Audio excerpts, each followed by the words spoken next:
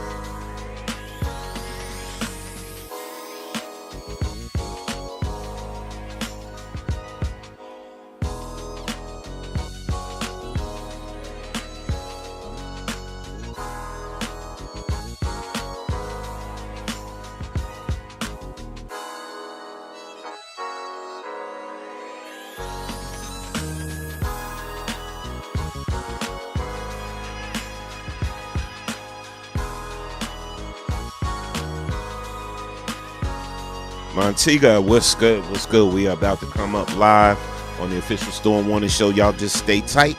We about to come on live with Storm Norman, Hurricane Kiss.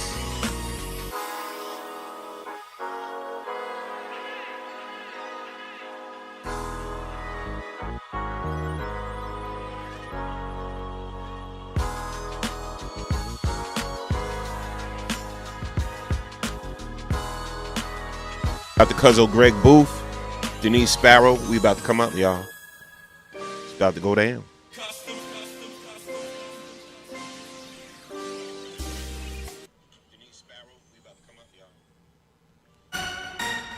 This is the Storm Warning Show. Turn the radio on. Let's go. You're listening to the Storm Warning Show at BKS1Radio.com. You're listening to the Storm Warning Show at BKS1Radio.com. Turn the radio up. BKS1, BKS1, BKS1Radio.com. Turn the radio up. BKS1, BKS1, BKS1Radio.com. Turn the radio up. You're listening to the Storm Warning Show at BKS1Radio.com. You're listening to the Storm Warning Show at BKS1Radio.com. Turn the radio up. BKS1, BKS1, BKS1Radio.com. Turn the radio up. BKS1, BKS1, BKS1Radio.com. Turn the radio up.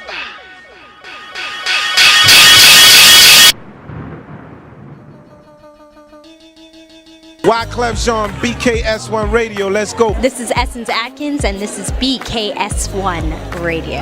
Hi, this is Melba Moore, and you're listening to BKS1 Radio. Yo, check it out. What's the deal? This the chef. Giving a big shout out to my peoples. Big KS, you already know what it is. Salute. What's up? It's your girl Monifa, and I'm hanging with BKS1 Radio. Hi, I'm Iyanla Van Zandt, and you're listening to BKS1 Radio. BKS Radio, baby. Hey, this is Jasmine Guy for BKS1 Radio. What's going on? This is Lamont Rooker, and this is BKS1 Radio. Shout out to BKS1, the best kept damn secret in the business. Hey, what's up? This is Raven Goodwin from BET's Being Mary Jane, and shout out to BKS1. Hi, this is Leon. You're watching BKS1 Radio. BKS1. God bless y'all.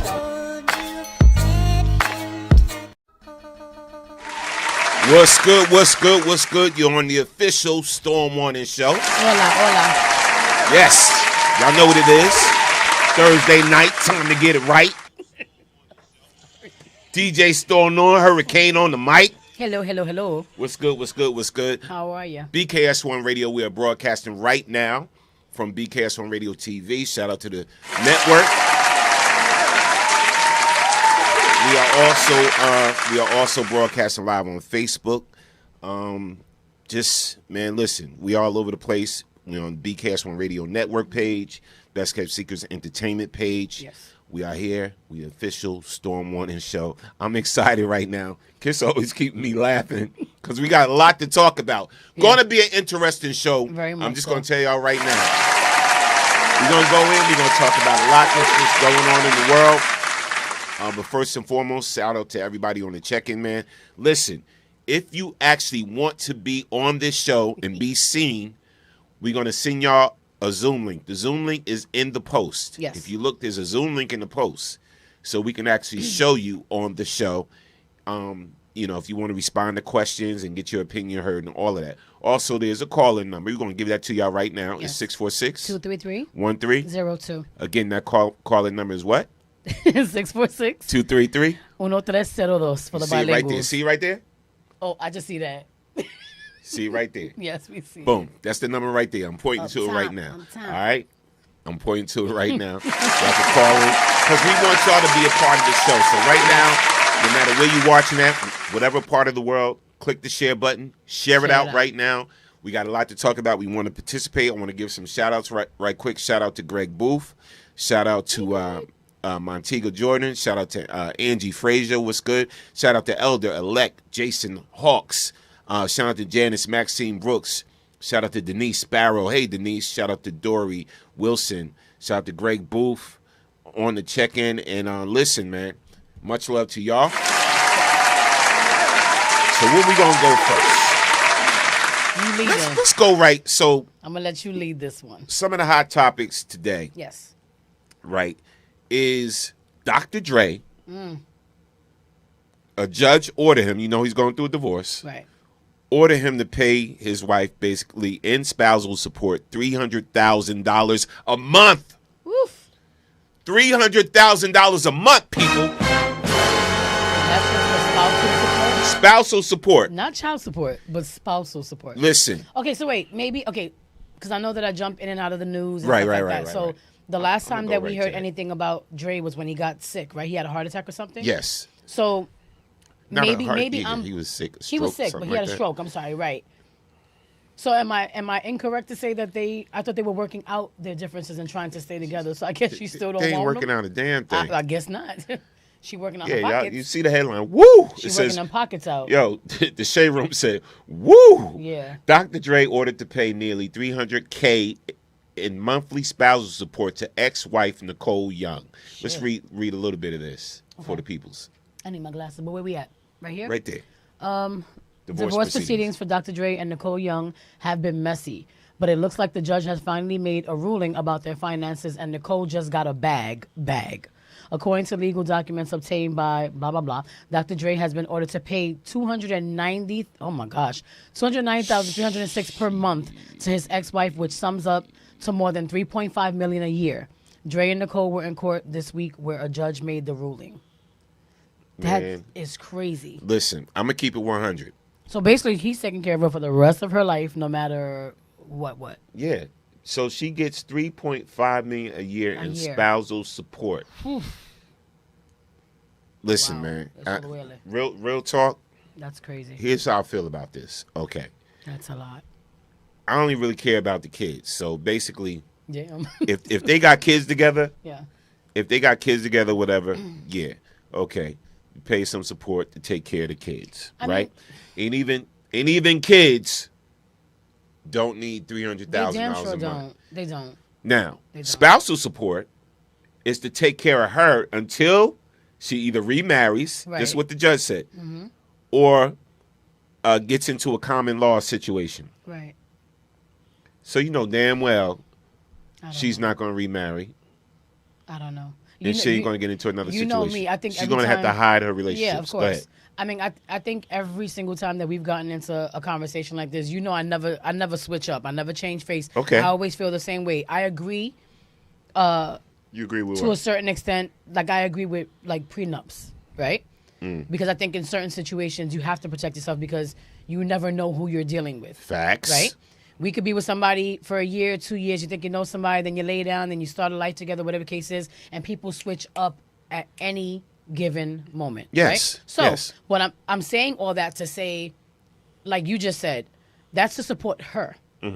It's not necessary to support their kids. Now, if they had, if they had younger kids, like 3, 4, 5 years old, like kids that aren't even legal yet, right? Right. I could understand needing money and needing help to support the children, right? But even with that, I just feel like it's a bit unfair because most men, especially if he's already being a good father, if he's already doing his job as a father, and he's already providing, which I'm pretty sure he does. If he's already providing, why do I then need to give you so much money? And then just for you? It's not even like it's for my kids or for them to have a stable home. Like, I don't know how old these kids are, so I can't really, dive too deep into that. But I'm just saying, that's a little different. Like, if I'm gonna get a divorce or whatever, if the person wants to give me spousal, I don't know how that works because listen. See, here's my thing, right? So, but $3.5 basically, million a year for what? Spousal support is so she can maintain her lifestyle, her lifestyle, and all that. Shout out to Tracy Abrams. Wow. Tracy, first of all, I want to say happy birthday to the legend, the funk master, the original funk master, George Clinton.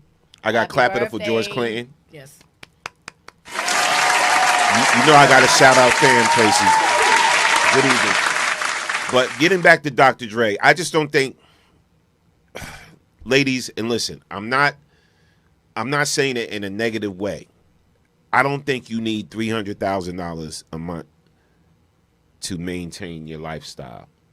I don't care what type of lifestyle you live in. Listen, if you got $100,000 a month, shit, that's more. That should be great.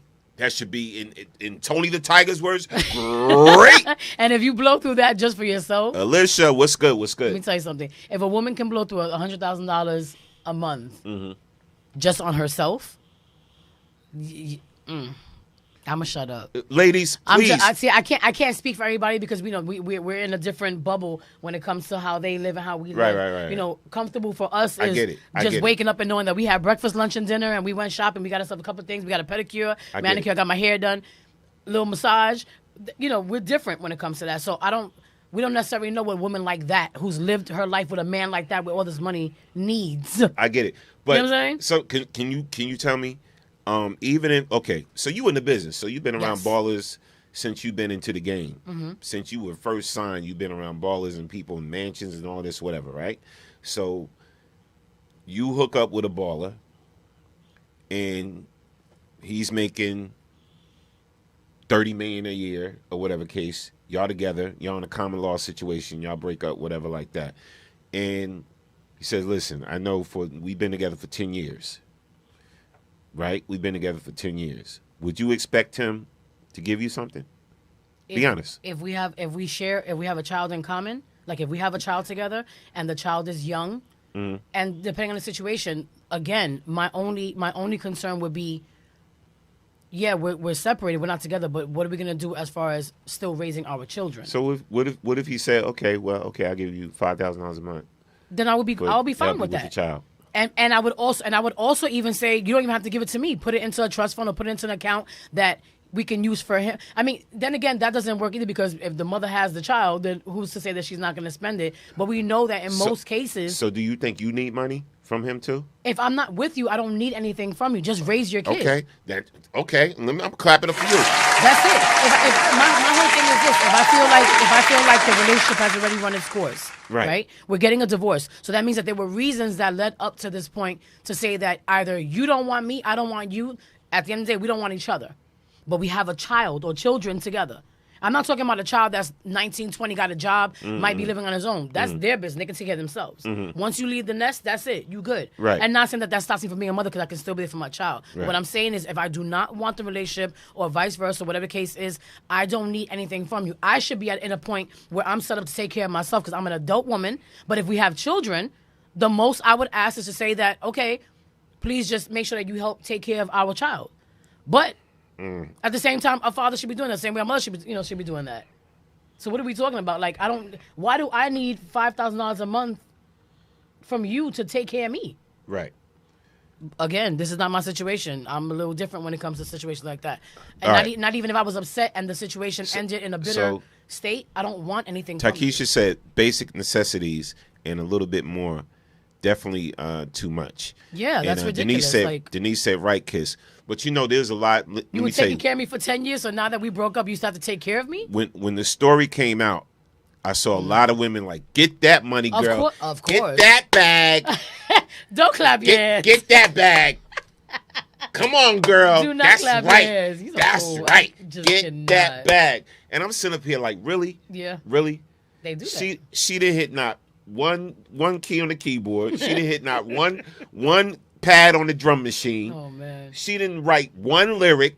Okay, but she didn't make one Beats headphone. None of that. I was about to ask that. None of that. But I was gonna say, do we know that for a fact?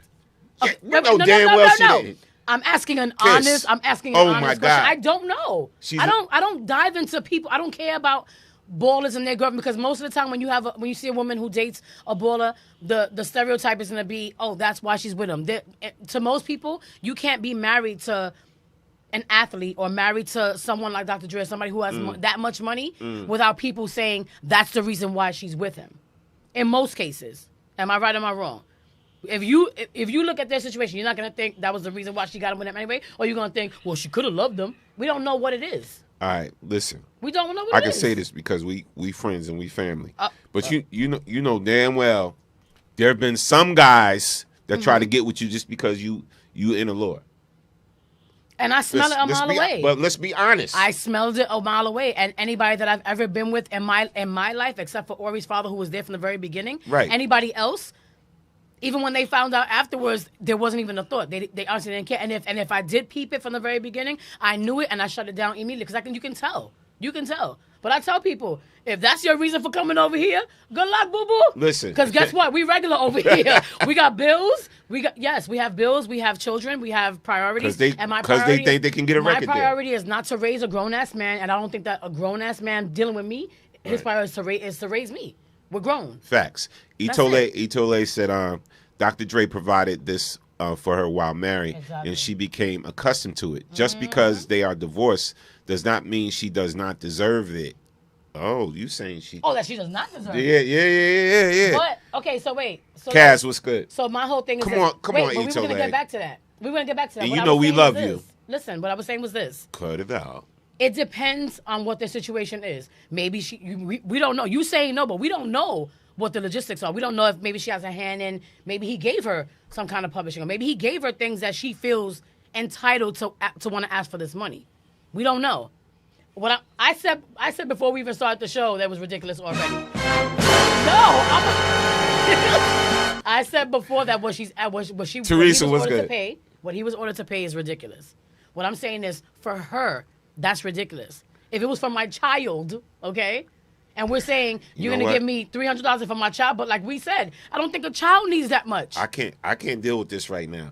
I need one woman to call in that really thinks she deserves. I don't. That Nicole Young deserves $300,000 a month in spousal support. I said 5 times. Real talk. If there's one woman out there listening that really thinks Nicole Young... Dre should call and say why he feels the need to not fight and say he's not going to give it to her. Listen. And I don't rock with Dr. Dre on everything he does in his past and this. Of course not. I don't rock with everything.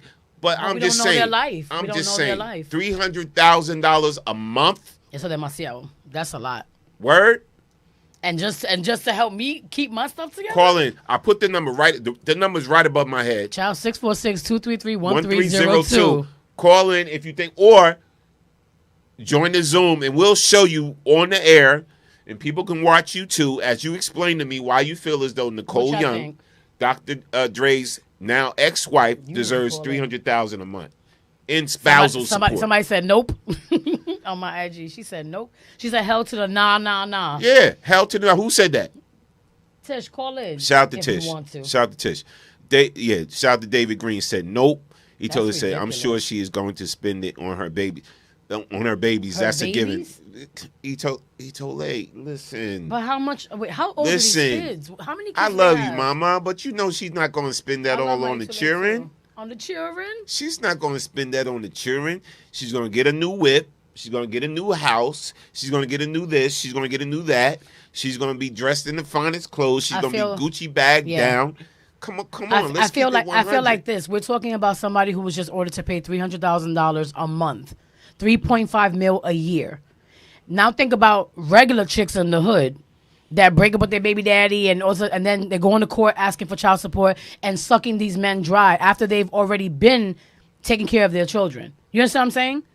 But now we're going into a situation with women not right away because we're not together. He's a deadbeat. He's this, he's that, and I want everything that he makes to provide for my child. But yet they're spending it on themselves, and that money's gone in days. Itole said, was he spending that much on her before it went sour? That's what I want to know. Even if he was, that's his wife. That's his wife, but now that you're not, why do I have to give you this money? I spend money on my wife, but I don't keep tabs. She's your wife, though. Right. So now if you guys, God forbid, if you guys were to get divorced, God forbid, we ain't putting the whammy out there, Sandy. Alicia, I'm just saying. I'm just saying. No, go ahead. God forbid what? What if that was your situation? What? If she's no longer your wife and you have to pay damn near every cent that you make to basically take care of her because you have no children together. It wouldn't happen. You don't know what the hell. I'm just saying hypothetically. We know Sandy different. I'm just saying hypothetically speaking. What if this was your situation? You saying because she was your wife and you was doing it before that you should still do it? We can't even put my wife into this because Sandy wouldn't want it. Sandy wouldn't want it. She wouldn't want it like that. That's why I said Sandy's different. That's why I said hypothetically. It's going to be something crazy, whatever like that. You know what I'm saying? And my thing is, Dre got that. Come take it all your hats, nigga. No, listen. Alicia said because they wanted for them $300K way too much. Yeah, exactly, Alicia. Cool. That's way too damn much. That's insane. I'm sorry. Well, you don't throw your baby's mama out to drink the bathwater. Okay. Wait, what? All right. Kaz said Eddie Murphy said it best. If you got the best restaurant every day for a month, they don't owe them a meal every day after everything is over. She's like, I want half, Eddie. Yeah. Caller from the 908. State your name where you calling from. You are on the Storm Morning Damn Show. What's up? Hey, it's Tish. Hi. Hey, Tish. How you doing? Good. How are you? I'm good. What you think about this, Mama? So talk to me. Please. Please. $300,000 a month is not necessary for anybody in any lifestyle. It's excessive, and it's just a matter of showing off. Like, who really needs $300,000 a month to live a normal life? Exactly. So my thing is, here's the thing. Tish, me and you married. We have problems. It doesn't work out. I make millions of dollars a year, or whatever, or I'm a billionaire, whatever the case may be. Before you met me, you probably was making. I'm just throwing this out there. You probably was making maybe $10,000 a month, or $8,000 a month, or $6,000 a month. I don't know your situation, whatever the case may be. So now we're not together no more. But you got used to that certain lifestyle with me. So my thing is, if we didn't work out, would you try to take me to court and try to get $150,000 a month from me? Absolutely not, because just because you got it don't mean I necessarily earned it with you. If I helped you build and we got it there together, that's another story. Exactly. I would not even expect, as a man, anticipate and hope that as a man that you would realize that and put forth that effort to say, yo, she built this with me. I'm going to make sure she's good. For you to expect a man or a woman for your ex to support you for the rest of your life just because you were married and got accustomed to something means nothing. They could turn around and get paralyzed and have nothing in 2 days. And then can you keep up that lifestyle of $150,000 a month on your own? You know what? No, you can't. You know what? I'm so glad you called in and you made sense. Now, I'm going to go in on something you just said. You said if we built this together. See, that's a different story. That's what I said. Now, it depends on what you helped out with Beats by Dre, and you helped out with the Chronic album, and you helped out with Gin and Juice, you know what I'm saying? And you helped out with the Straight Outta Compton movie, investing in the video and all of that. Stuff you know what I'm saying? That's a whole totally different story. But how long they've been married? Somebody please Google how long Dr. Dre and Nicole Young has been married. I do not feel Nicole Young is entitled to $300,000 a month. Evidently, a judge in California felt as though she was entitled to $300,000 a month. I think that's just taking advantage of the system. Right. That's just me. Yeah, absolutely. Absolutely. And it comes like Kiss was saying, just even when it comes to child support and females or male, it's the same thing. You got to be prepared as a man, as a woman, if you have a child, to take care of that child on your own, because you're not guaranteed to get anything, even if you file for child support. Yep. There's some people that's only going to get $50 a week, $50 a month, and that's not enough to take care of your child. So if you're not prepared to do that on your own, then you shouldn't do it. Right. Yeah. You know what? Let me clap it up for you. Absolutely. Where are you from, Tish? Jersey. What part of Jersey, though? In Somerset, near Central Jersey. You know what? I'm got to clap for you again. Did I ever meet her? No. We actually been friends on Instagram for quite some time, and she's working over at a studio that she's always telling me we should come down to like record and just stuff like that. And we have the same head frame. That's why I wanted her to call. Fellas, there's some good women still left out there. That's a good woman. That's my girl. That's a good woman. Yeah. And Trish said, Soup said, pennies to them. Yep. Hold on.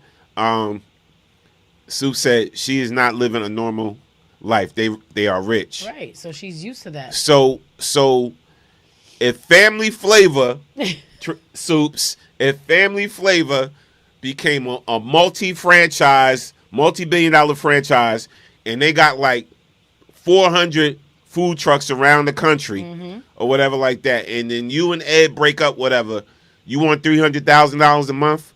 I'm just saying. That's crazy. You would take $300,000 a month from that man?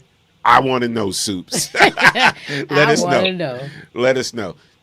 Tish, thanks for calling in. We appreciate you. Thanks.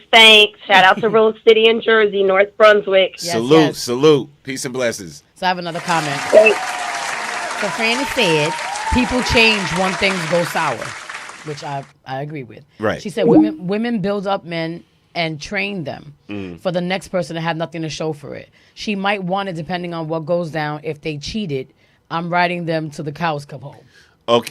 Okay. Wow. Yeah, no, I feel you. Who said that? That's Fran. We did D-Fran? DNA together with, yes. D-Fran? Okay. No, not D-Fran. Okay. Met on set.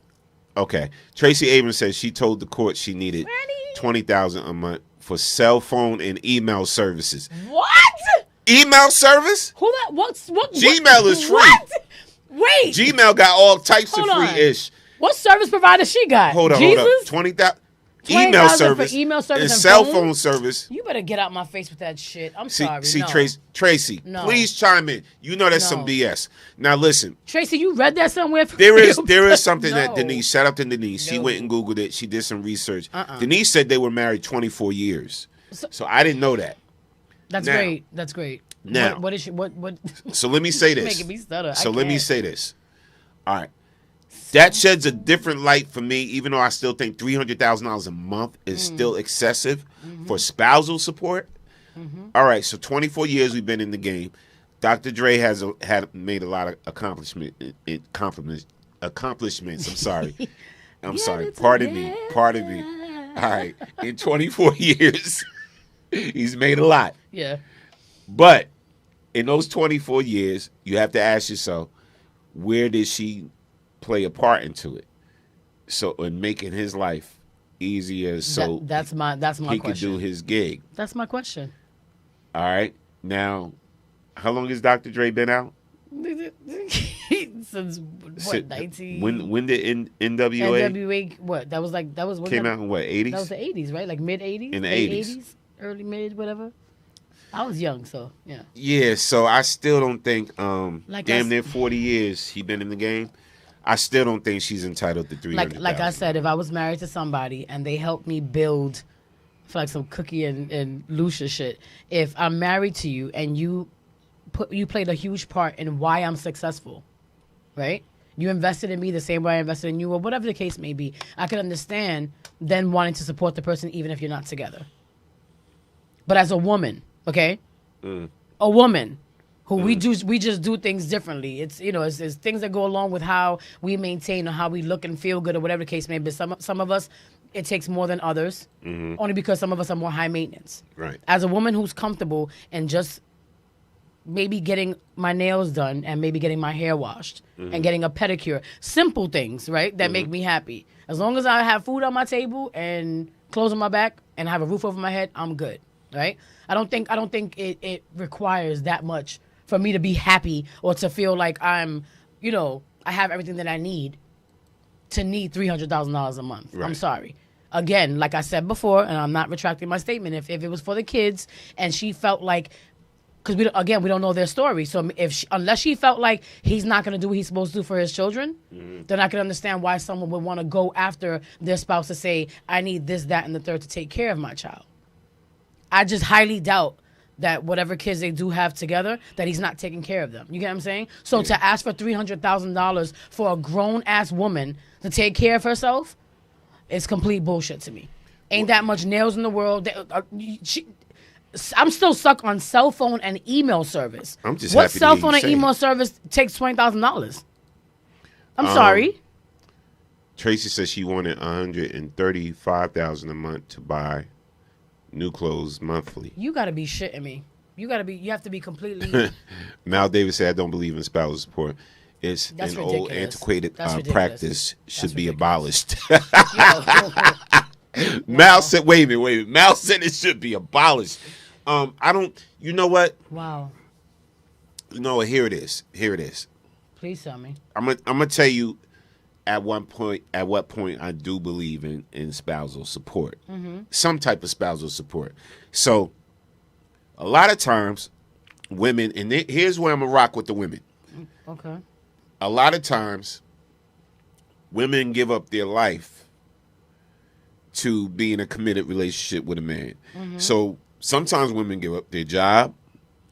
Sometimes women give up their livelihood to stay home and take care of the kids. But some women do that. But that's your choice. But some women do That's your that, choice. right? Some women, you know what I'm saying, they give up their dreams. They put their dreams on hold. So their man, their husband can do basically what he wants to do. You know what I'm saying? And live out his dream. Some women do that. Okay. So in a case like that, right, if they're together like 20-something odd years, I ain't talking about 2 years or 3 years, you know what I'm saying? I was married one time for 2 years. You know what I'm saying? So it is what it is. We just didn't work out. But if you're in a relationship like 15 years, 10 years, you gave up 10 years of your life, right? You gave up 15 years of your life. You gave up 20 years of your life. And you put everything aside to help your mate, then you should be entitled to something. Something. I believe that's where I believe you should be entitled to something if it don't work out. Okay. Right? Or you saying everything's a risk in life. Everything's a gamble. No. It can be. I'm just I guess a different breed. I just honestly believe that if you build something together, if I'm with someone and we're building things together, we're building a company, a brand, or whatever it may be. If I had some kind of help in that, then of course, yeah, if you separate, you're going to want to be entitled to what you deserve because you put in on that. Vice versa, whether it's man or woman. I'm just saying, for a woman who has lived lavishly for as many years that they've been married, okay? Obviously, he's taking care of her. She looks good, body snatch. I'm sure she has clothes. I don't want to hear that shit about you need clothes and drawers. You probably got a whole closet just for your socks alone, okay? I do not think that any grown woman, I don't care who you are, needs $300,000 to take care of yourself, to maintain yourself. Again, if it's for your children, okay, figure it out. But just like she said, I don't even think, unless you got 10 kids, that they all need clothes. They need this. Maybe we might get to a ballpark figure. But if, seriously speaking, $300,000 a month for a grown-ass man who's had this career, we don't know what, like we said again, I don't know their life. So we don't know what Nicole might have done to help out with what she gave up or sacrificed. That's still your choice. You still chose to sacrifice your whole fucking life to support a man, which is great. It shows that you love him, right? But at the end of the day, I feel like everybody should be set up with something for themselves. Despite what kind of situation you're with, what kind of man you're with, how much money he or she makes, you should have your own. So that way when you do separate, you don't want for nothing. But to ask for $300,000 to fucking take care of yourself and you grown is completely bullshit. Denise, I don't want to hear that. Denise agrees. Denise said housewife with children should receive it. A housewife with children should receive it. Takesha said the formula of the calculation of spousal support is 40% of the difference between the parties' net incomes without children. 40%? Yeah. Damn. Mm-hmm. Damn. You know what? You know, I ain't going to put all my business out there, but the system is jacked up. Yeah. Because I'm going to tell you this right now. I ain't not going to say whatever. When I got taken to court years ago for a child support situation, right? And when I got taken to court, the person that I was with was like, oh, by the way, he's a producer. He worked with Whitney Houston. He worked with Bobby Brown. He worked with this person. He worked with Nice and Smooth, blah, blah, blah, blah, blah. And the judge is a white female judge. She's like, I don't know none of these motherfuckers. Whitney Houston, but what they got to do with anything? Yeah. Right. But the judge was like taking all that in. So like he's a producer. So at the time, I was still struggling. That's some new shit. I was struggling. I was struggling. I be struggling. That's what you be doing. Hey, all right. Look. So I had my own recording studio on South Avenue at the time, right? And I was struggling to pay the bills there. At the time, I was still living at home with my mother, right? But all the judge heard was Whitney Houston. That's it. And Bobby Brown. You're a producer. Yeah. And Bobby Brown, and that you're a producer. So the judge, female judge, Caucasian judge, came up with an astronomical amount of child support that they figured in their head that I should be paying, right? And I heard it, and I almost fainted. I was like, they was like, well, Mr. Bradley, based on such and such and such and such, you child support, you'll be paying $4,500 a month. But I was like this. I was like, you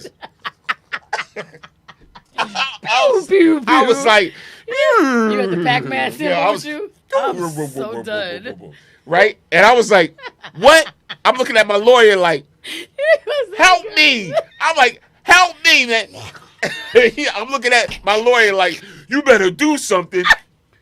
It was a Tyler Perry episode, straight up. I was like, you better do something. Remember that dude, the grovelly voice? Yeah. You better do something right now, Mr. Jones. I was just hot. Yo, I was so hot. And I was like, what? Oh, and she's sitting over there like. Just, giggling. All I heard was. That's terrible. Right? And then we walked out the courtroom. Of course, I would never put names out there, whatever like that, you know. Hopefully that's water under the bridge. Oh, God. But I walked out the courtroom, and she happened to walk out at the same time. She's like, see? You didn't do what you were supposed to do? Now you got to pay. And I was sitting up there like yo, damn. Slow motion. Yo, all I could do was just look at her and think of the judge. It was like, no. Like slow motion. Yo, I can't. And then, I called I just my lawyer up after I said, there's no way in hell I don't make $4,500 a year right now at this point. Yo. There's no way in hell I could pay $4,500 a month for child support. I'm like, then I can't eat.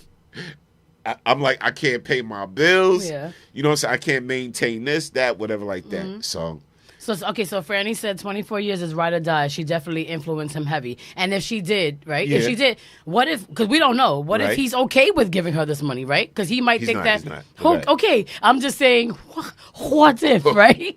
So then Tish also said, I skipped one. She said, my cousin left her husband and he's paying for her apartment and bills still voluntarily, and she left him. He said she helped him build. So I'm sorry. build it so until she gets right, he got her. Keyword voluntarily. Right. All right. And then why is it that women have to have kids in order to deserve something? Why can't they deserve it on their own? All right. That's a good question. All right. Just real quick. And so let me go back to how this actually ended up. So, when we come out the courtroom and she's on the steps, just mocking me and, and with the faces and everything. Right. I got home and I called my lawyer. I said, you got to do something. Mm-hmm.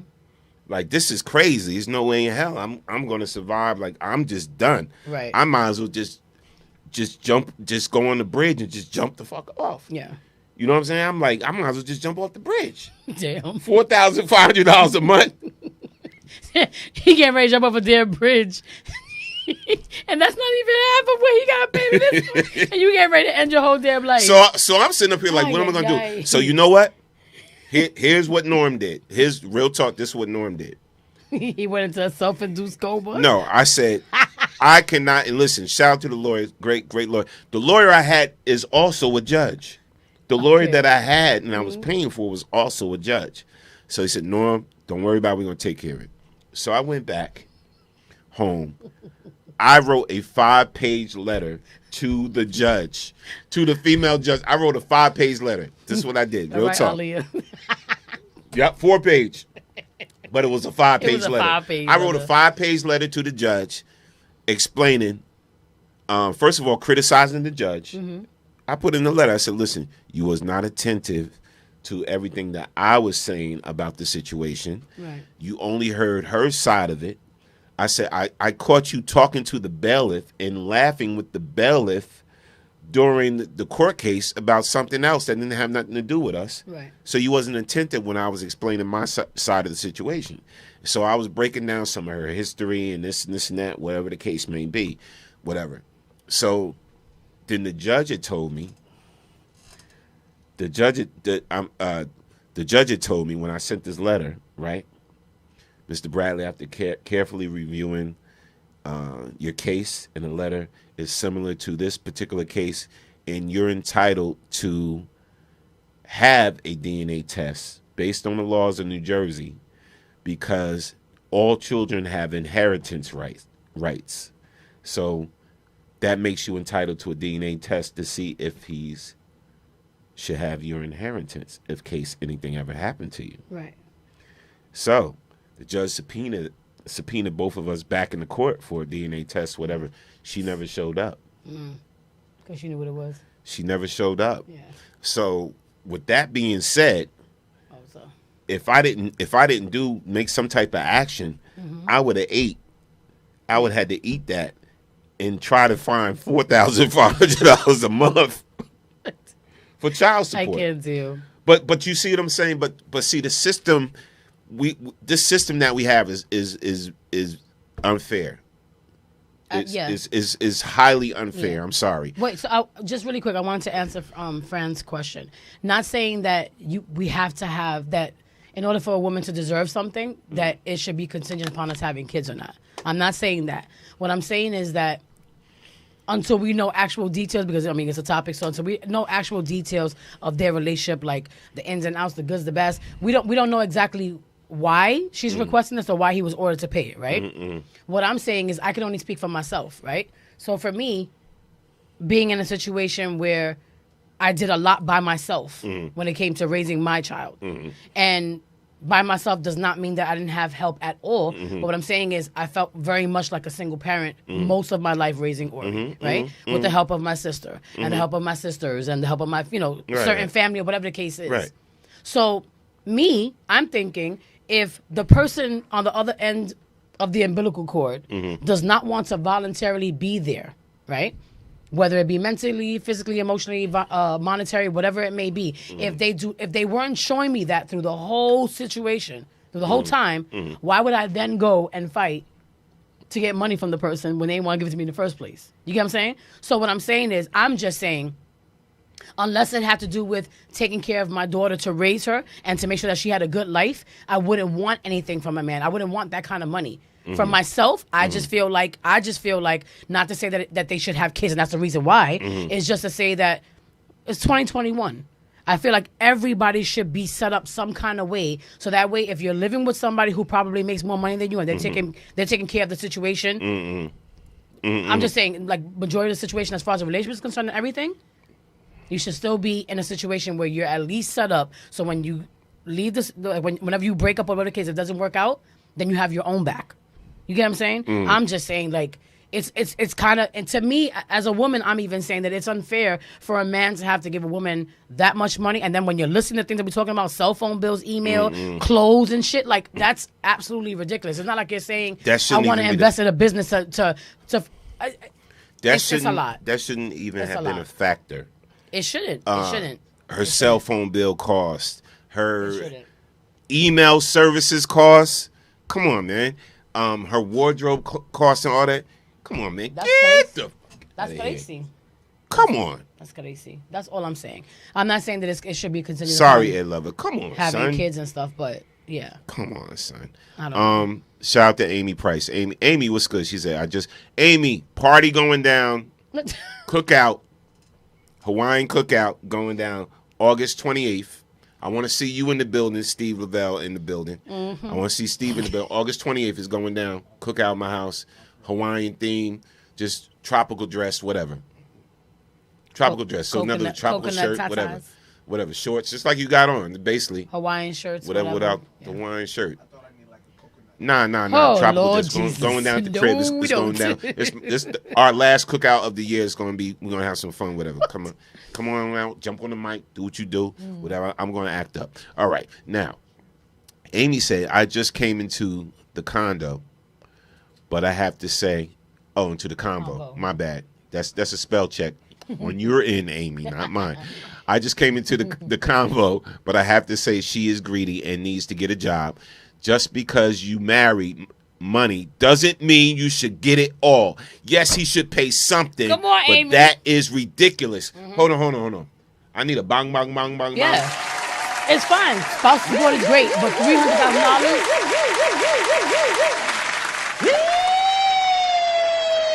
Pull over.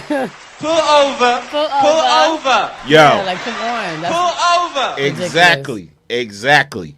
That's ridiculous. I know we used to be in a relationship. I love you. What have you done for me lately? Okay. You the only thing on my mind. What have you done for me lately? And what have, Eddie? We make good love. What have you done for me lately? You're the what? I'm just saying. Smeesh. All right. Just saying. Facts. Takesha says she's full of ish. See, there's some great women out there, because I was arguing with women on IG today on the Shade Room because they thought it was great. Get that back. You entitled. Yeah, you deserve this. You deserve. And I'm sitting up here like, what? Now listen. Yeah, Dre got a rep for being abusive. Now, if you was in a relationship 24 years, right? Was he beating her ass? And then I don't know. But even so, I'm just asking. But even so, if that was so, then that's something you should deal with in another type of way. Right. In a criminal type of way. But 300... Like you're going to give me some pain and suffering because you beating my ass for 10, 15, 20 years, and that's a different story. Yeah, that's a whole different... Now, if that is the case, right, 24 years, I need details. In each year... Just say it. You was getting abused, or you was getting abused, whatever the case may be, then maybe, I don't know. Like I said, I can only go by what we've read and what information is out. I just need more, I guess. I don't know. All right, we're gonna move off. I'm trying to think of what the time you said. Oh, it was 24, I think. 24, I think. Yeah, right 24:07. Right. All right. Greg Booth said, "Have y'all ever heard of a situation that was flipped? Don't think so. Even Britney don't pay that much." Oh, Britney Spears, yeah. Well, the situation was flipped. She had to pay Kevin Federline. Yeah. Right. Her ex bum ass husband. Mm-hmm. Because he was a bum ass. He was a bum ass. He didn't do nothing. Whatever. She had to pay him, and it wasn't nowhere near that much. Right. Nowhere near that much. But Denise That's did the only because research. of who she was. Because if she was some regular chick, he wouldn't be nothing. Facts. Takesha said a lot of women know how to ball on a budget. LOL. You can look cute shopping in Burlington. Facts. Hello. Let's not even hate on Burlington. Burlington got some dope joints. Check them rags. Burlington. Look at this one. Shirt. I'm just saying. I'm not judging. I got this from Burlington. Cass said, knock it off, Norm. R. Kelly don't need no more company. He's so stupid. Whatever, man. Whatever. Now, please set this next story up. This shit up. Rainbow my ish. I can't see. Facts. Set this next story up because I really don't know who this guy is. You know who the guy is. I'm surprised that you don't know who this guy is. You know who this is, right? Yo. Kevin Samuels. Ain't nobody got time for that. Ain't nobody got time for that. Okay, so if whoever is, I'm sure y'all know who Kevin Samuels is. He's what people are calling an image. He calls himself an image consultant, right? Mm. So he goes around all day telling. Mostly, he gets on guys and on girls, right? But he goes around basically telling people what kind of life you need to be living, or what kind of person you need to be, or what kind of look you need to have. Like, he'll rate you. Like, if you are at best a 6, you have no right thinking that you can go out and attract somebody with 6 figures, or attract somebody who only people that. Like a Dr. Dre and his wife, you know what I mean? Like that type of situation. So he goes on live and he has conversation with different people. It could be women, men, whatever. Right. And although I personally think he's kind of a schmuck, right? But he's a funny schmuck. Because a lot of times he does make valid points. I think it's just his delivery and shit.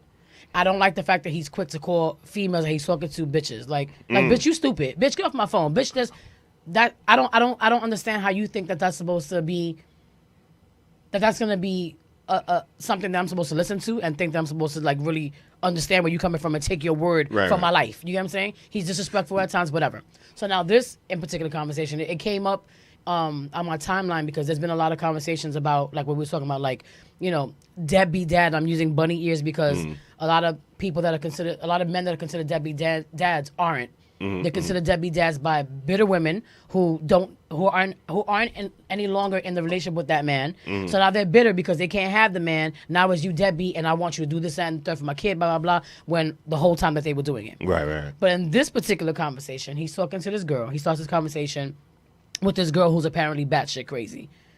I don't want to say too much because then you have to hear the conversation. But she's just a bad example of the reason why women like us that are good get a bad rap. So what do we take from this? What do we take from this before I show the clip? Just like, what is the general consensus of? The general consensus is just him having a conversation with her, and he basically wants to talk to you to see what the issue is and to find out why you aren't succeeding in relationships. Oh. The minute she opens up her damn mouth, you'll see, wow. I'm not going to say everything because then like I said, I'm going to take away. So let's watch the clip. But she's a bird.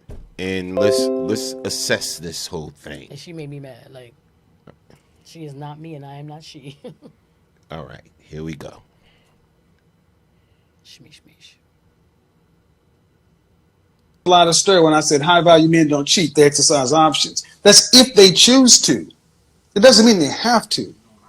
But more often than not, people are more worried about that one-on-one connection. So cheating makes a lot of folks feel as though they're not as vulnerable. So I don't know what happened to the previous caller. But that was kind of crazy. She just kind of got stuck.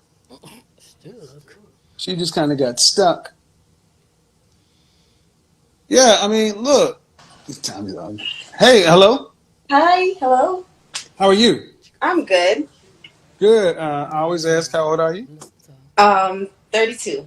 All right. So, what are we discussing today? Okay. All right. I want to discuss. I was in a relationship for 10 years. Okay. With my son's father. And he was 10 years older than me at the time, right? So I was 21. Yeah, I'm born in 88 and he's born in 77. Okay. And basically I wasn't ready at the time to be in a relationship. You weren't ready to be in marriage or relationship? Well, marriage, because he was ready to, And so I cheated a lot in the beginning. A lot. And then I ended up leaving him after the 10 years because he cheated once and I couldn't you couldn't take it, get over it. And I haven't been able to get a solid relationship since then. With you, homie. And I don't know. Just needs do you have any children? Yes, I have 2. But listen, were they from the guy in a 10-year relationship? Yes, I planned the child with him and everything because I felt bad, about how... No, I'm just trying to understand. Were both of the children you have from him? Oh, no, I had a child after I left him. Listen. Okay, so you were together with him from age 20, from what to what? From age 20 to 30, I guess. 30, and you're how old, 32? Yeah. So you had a child with him and then a child after him. Yes. The child after him was like a revenge thing. I was upset. Yeah. Okay, right. And I had a child by his cousin. Oh, Jesus. Y'all not listening. You heard that? So your ultimate question is what? It was a revenge thing with his cousin. My question is, I'm trying not to be salty towards like all men. And I'm trying Why should you be salty? I mean, ma'am, no disrespect, but what you just said is you told a story where you were a young woman dealing with a man who had you, and for 10 years you were fucking around. He cheats one time. No, not the whole 10 years. Doesn't matter. It doesn't matter. 10 years, 3 years, 5 years, you were cheating a lot. Yeah. He cheats one time, then you decide to get salty and leave. And then you leave, and then on the way out, you screw his cousin and have a baby with him. But it's not like... And I'm just getting the story right, man. Right. Yeah. And now you're trying to figure out how not to get salty with men. Boy, that's basically what you said. Well, yeah, I don't think I explained it right, but... I don't. Okay, the facts are right. The facts are right. The facts are right, yeah. Okay, then why should you even be in a relationship with anybody? I guess that's what I'm trying to figure out. I need to just work on myself right now, baby. Well, I mean, do you have a son or a daughter? My son is 11, and my daughter is 2. So if your son came in and said, "Hey, Mom, you know the woman I've been with for 10 years? Yeah. You know the mother of my child? Yeah. She been cheating on me for 4 or 5 years in the relationship, and I just took it. Then I did, and then one time I slipped and cheated on her. She decided to leave me and took my kid with me. Yeah.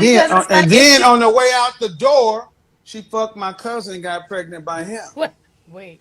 I feel like if he didn't want to stay with me in the midst of the cheating, he should have left me. Man, he stayed with me under the impression. Where's your father at? My father is still with me. They're still married. Mm-hmm. And how many siblings do you have? I have 2 sisters and 1 brother. Ma'am, the way you describe this, you're a horrible person. I'm working on it. No, you're not. Because you're still you're still making excuses on this call. You said that if he didn't want to stay with me after cheating, he should have left. You have absolutely no accountability. Mm-hmm. You fucked around on this man, and you're saying that instead of him cheating around on you, he should have left you because you were cheating. Okay. Yeah, I feel like he made me feel under the impression that we were going to. He didn't make you feel shit. You are in charge of your own feelings. See, that's what I mean. You're a grown woman sitting here lacking any accountability, blaming somebody else. And understand something. No, I want to take accountability. Ma'am, you haven't. No. Okay. Well, the first way you take accountability is stop making excuses. What you did was absolutely horrible. Terrible. You screwed his cousin? I don't care how young you were. I don't care. You weren't young. See, this is what I mean. That's what I mean right here. I said, stop making excuses and look at what you do. Okay. You turn around and say, I was young. You weren't young. Your youngest is 2. Of all the dicks in the world, why'd you have to go to his cousin? Word. We're going to stop right there. His cousin was actually the one who introduced us. I knew the cousin first, so. That's so funny. Wait. They didn't answer my question.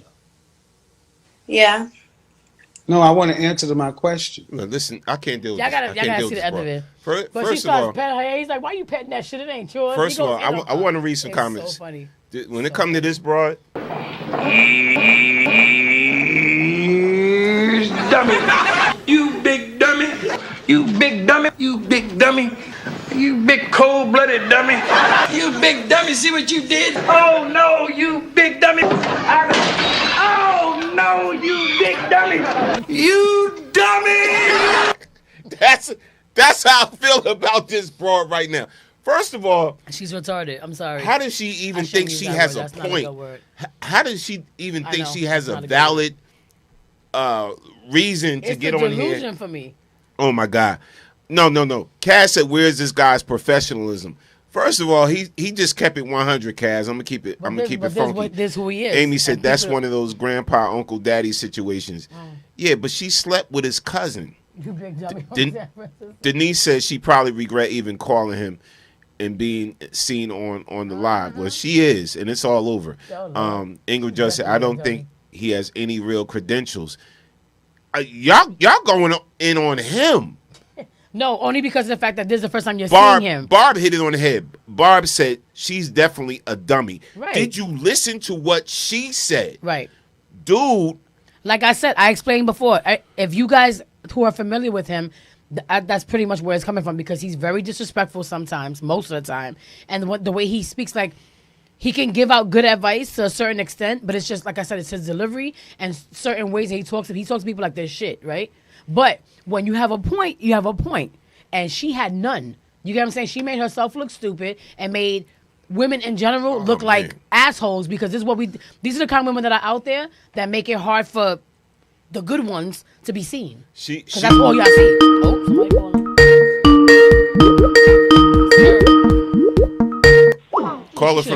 calling. Caller from the 404. State your name when you calling from. You're on the Storm Warning Show. What's good?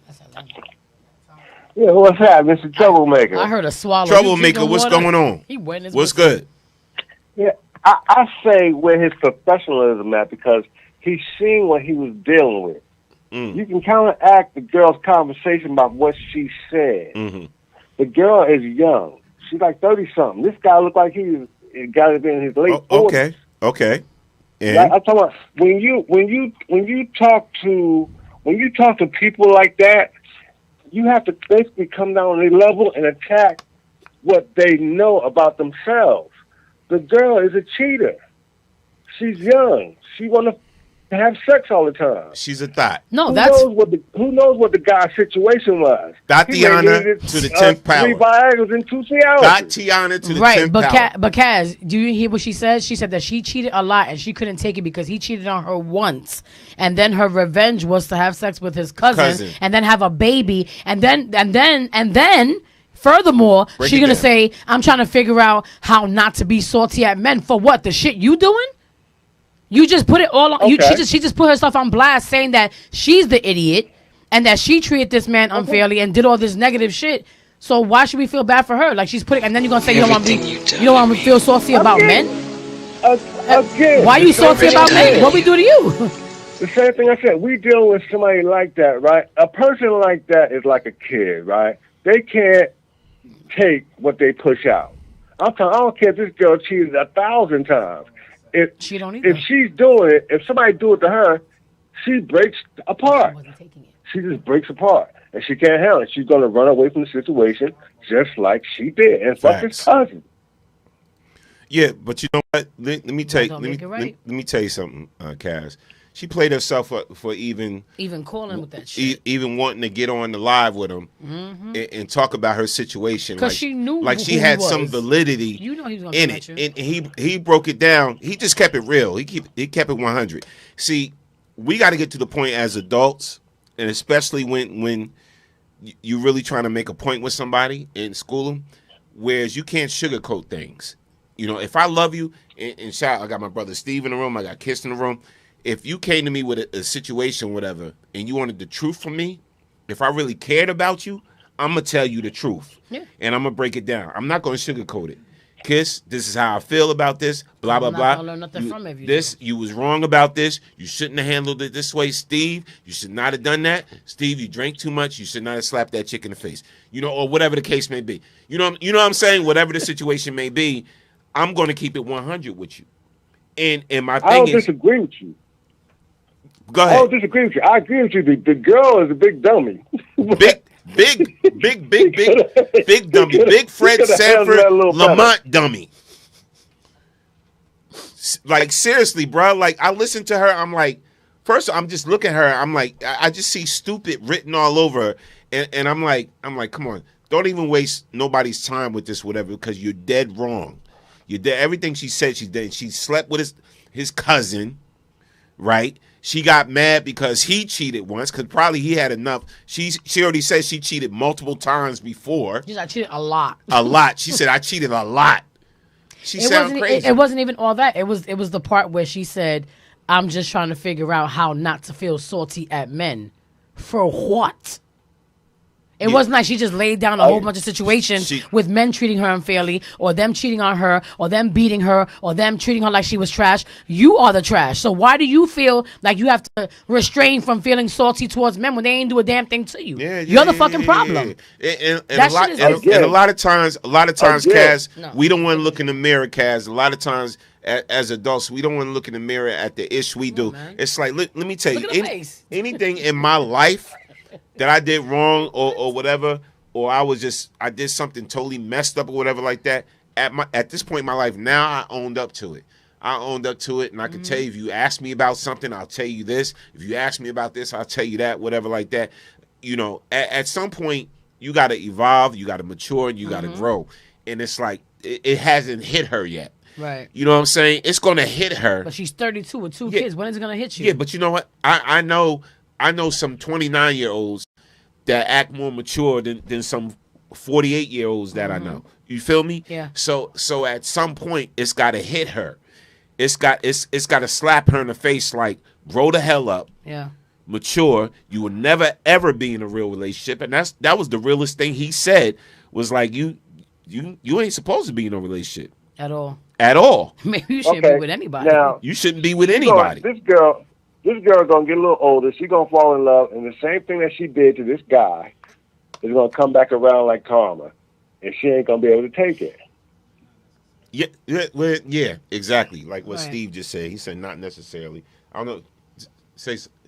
Check 1 2. You good? You up? What's good? Yeah. I'm saying not necessarily because I mean you do have moments where you snap out of it and you realize what's going on. Right now, she's just at a point where she doesn't know how to take accountability of what she's done. Like, just for her to just say, oh, I've done it a lot, but I got mad because he did that one thing. And it's like, okay, but did you hear what you first said in the beginning? Girl, and then the other thing is for her to get upset, like how Kiss said, just watch the rest of the video. She gets, a little tense. But you called me. Right. So that's the thing, and that's with advice. That's with advice. Do not ask me for advice and you don't want it. Right. Yo, oh my God. Can you repeat that again, please? Do not ask for advice and you don't want it. Now I understand that if Kiss just come up to me and say, yo, I didn't like that, and I could be in my feelings and be like, well, I didn't ask you. You have. Shmish, I didn't ask you. Shmish. But if I go to Norm and I say, Norm, this is some things that's going on with my girl. I need your opinion. And I tell you the story and I'm wrong and you tell me I'm wrong, then I got to chalk it up and be like, okay, cool. Because I asked for the advice. Right. Facts. Yep. Facts. Listen. Oh my God, man. Yeah, she a train wreck. We need another Venus versus Mars show. Yeah. We do. She's definitely a train wreck, and it's the reason why. I don't want to say, but it's the reason why some women get in their 60s and still are single. She's the reason why. Like he be telling people that he like you just need to get a couple of cats and die alone. That's what he tells people. Yeah, I mean, but listen. But see, I respect his honesty. Maybe I'll start. You have to watch a couple of them. You're gonna be like, yo, he's an Maybe asshole. I'll start watching. It's funny to a certain extent, but it's like, wow, okay. But this one right here, she didn't plead her case at all. Yeah. At all. Oh yeah, she a nutbag. She a hell of a nutbag. Cass, definitely. Mixed nuts. and I bet you that this thing didn't even bother her right now. It didn't change anything. Her mindset is still. But if it didn't, that means there's something deeply rooted. Because it should have. You get what I'm saying? Like after she hung up from it should have been embarrassment, number one. Embarrassment should have been one, and then taking responsibility for the fact of how much of an asshole you are should have been 2. And 3, like, you knew better not to call this damn man. You knew who you was calling. She knew. But listen, hopefully lesson learned because I don't see it. Kaz, appreciate you, bro. Hopefully you can make it out on the 28th. No, play Big Dummy one more time. He's so Dummy. You big dummy. You big dummy. You big dummy. You big cold-blooded dummy. You big dummy. See what you did? Oh, no, you big dummy. Oh, no, you big dummy. You dummy. Yo, she is the dummy of the day. She's the dummy of the day. Donkey of the day? Yes. No, she's the dummy of the day. On our show, it's going to be the dummy of the day. Oh, damn. Okay. The dummy of the day. Yeah. Oh, but damn she it. also gets the Charlemagne. I can't. All right. Let's go into the Would You. I can't wait. Would you? Yeah, the Would You. We're going to have a Would You segment. Oh, Lord. Would You segment. Okay. All right. So. I'm scared. No, here's our Would You question. And then we're going to go into, I'm going to show you a clip of something else for the next one. Okay. But for this one, would you rather know when you'll die or know how you'll die? Would you rather know when you'll die or would you rather know how you're going to die? It's a deep one, right? When? You would rather know when? I'd rather know when, so I can at least know how much time Y'all I have answer that to question. prepare. Huh? I would rather know when, so at least I know. Really? Yeah. Because it's scary. They say those who have fear, that means, if you got God in your heart, you shouldn't fear. Mm-hmm. But it's still scary. It's still a scary thought. So I would choose to know when I'm going to die. So at Steve? least I can prepare accordingly and set up my life, my family, my kids, whatever. I don't want to know how I'm going to die because I have too many fears. I feel like I'm going to get hit by a milk truck or something. I think I'm going to have like a stupid death. I don't know why. I'm always choking on something. It's weird. So, yeah, I'd rather know when. Steve? I'd rather know how. You would. Because I want to know. I want to know how. Yeah. I don't know when because I feel like I'm paranoid. So if I know when and it's like, it's 2000 and the date, and I'd be like, you're going to be shit on yourself until then? But if I know how, you might be able to, get away from that. If you know you're about to get hit with a milk truck, if you see a milk truck, don't cross the street. Jump the curb on my right. ass. Now, y'all got to pick one. Tish says she wants to know when. When? Yes. When. You want to know when? I want to know how. I think I'm going to have to rock with Steve. I want to know how because if there's certain ways I could avoid it, like certain things, like if it says, that makes sense. Okay, if you're going to die of cancer, there ain't nothing you can do about that, right? You're going to die of a heart attack. Actually, no, that's not true. You because can what change, if you can catch it in early stages? You can change your habits and all of that. Listen, but if the whatever guru that's telling you these things said this is how you're going to die, that's how you're going to die. Now, when I rock with you two on when because that way you can prepare for a lot of stuff. You can prepare. I'll so probably you die from a heart attack from like he said every day thinking about it until that point. But I don't know. I'd much rather know when. I think that when you know the date, you're gonna be like even more paranoid. Well, yeah. If you know how, you be like, oh, you about to get mauled by a tiger. Okay, well, I'm not going to no zoos then. Right. You know what I'm saying? I mean, yeah, I guess there's ways around it, but yeah, I would much rather know Facts. when, to be honest. Facts. Let me see what the people says. No more problems. Cass said, I want to know when I'm going to die. Barb said, when. Megan said, I like to know when. Takesha said too much anxiety. Right. Yeah, it's anxiety either way. I feel you. What's up, Megan? Megan, what you doing the 28th? I want you to come to our cookout and rock out something and do something. Let me know. A lot of people hit me, yo, no, what's going on the 28th, whatever. But we'll talk about that. But yeah, I would rather know how. Now here's the next thing. Now this is going to be a little graphic, y'all. So y'all may want to share this out because I'm going to show this video. All right, so let me set you up. Huh? Blood? No. It's blood? No. It was the one we was playing earlier. Oh, okay. Do I got the? Oh yeah, I got the video. Squeamish So basically, let me just set you up for this, right? Okay. So the whole thing about this is, let me get it ready for y'all so I can ask y'all the question. All right. Would you ignore this person, or would you floor this person? What are you doing? Being Steven. We said, would I ignore this person? Would you ignore this person, or would you floor this person? You know, flooring mean like knock him out. Pow. Like, would you just ignore it? No, would you ignore this situation that I'm about to show y'all right now, or would you just black out and pow floor this person? Okay. And certain people said, I asked this question earlier on another platform, and they said I would just ignore the person, and then a lot of the other people said I would floor that person. Okay. All right, so you should want to hear there. You ready? Yes. All right, so I'm about to show you. Sure? Can I see it here or no? All right, here go. Okay. You ready? Yeah. All right. Here's a clip, y'all. Ignore or floor? Black man. Look, you nigger. Give me a call, black man. Black nigger. No one fucking wants to look at you. Come on, black man. Come on, nigger. Stop playing with me. Wow. Look. You know what your name is? Nigger. Nigger. Look. Bitch, stop playing with me. I could have had some niggas some rap your black man. Look, you nigger. Give me a call, black man. Black nigger. No one fucking wants to look at you. Come on, black man. Come on, nigger. Stop playing with me. Wow. Look. You know what your name is? Nigger. Nigger. Look.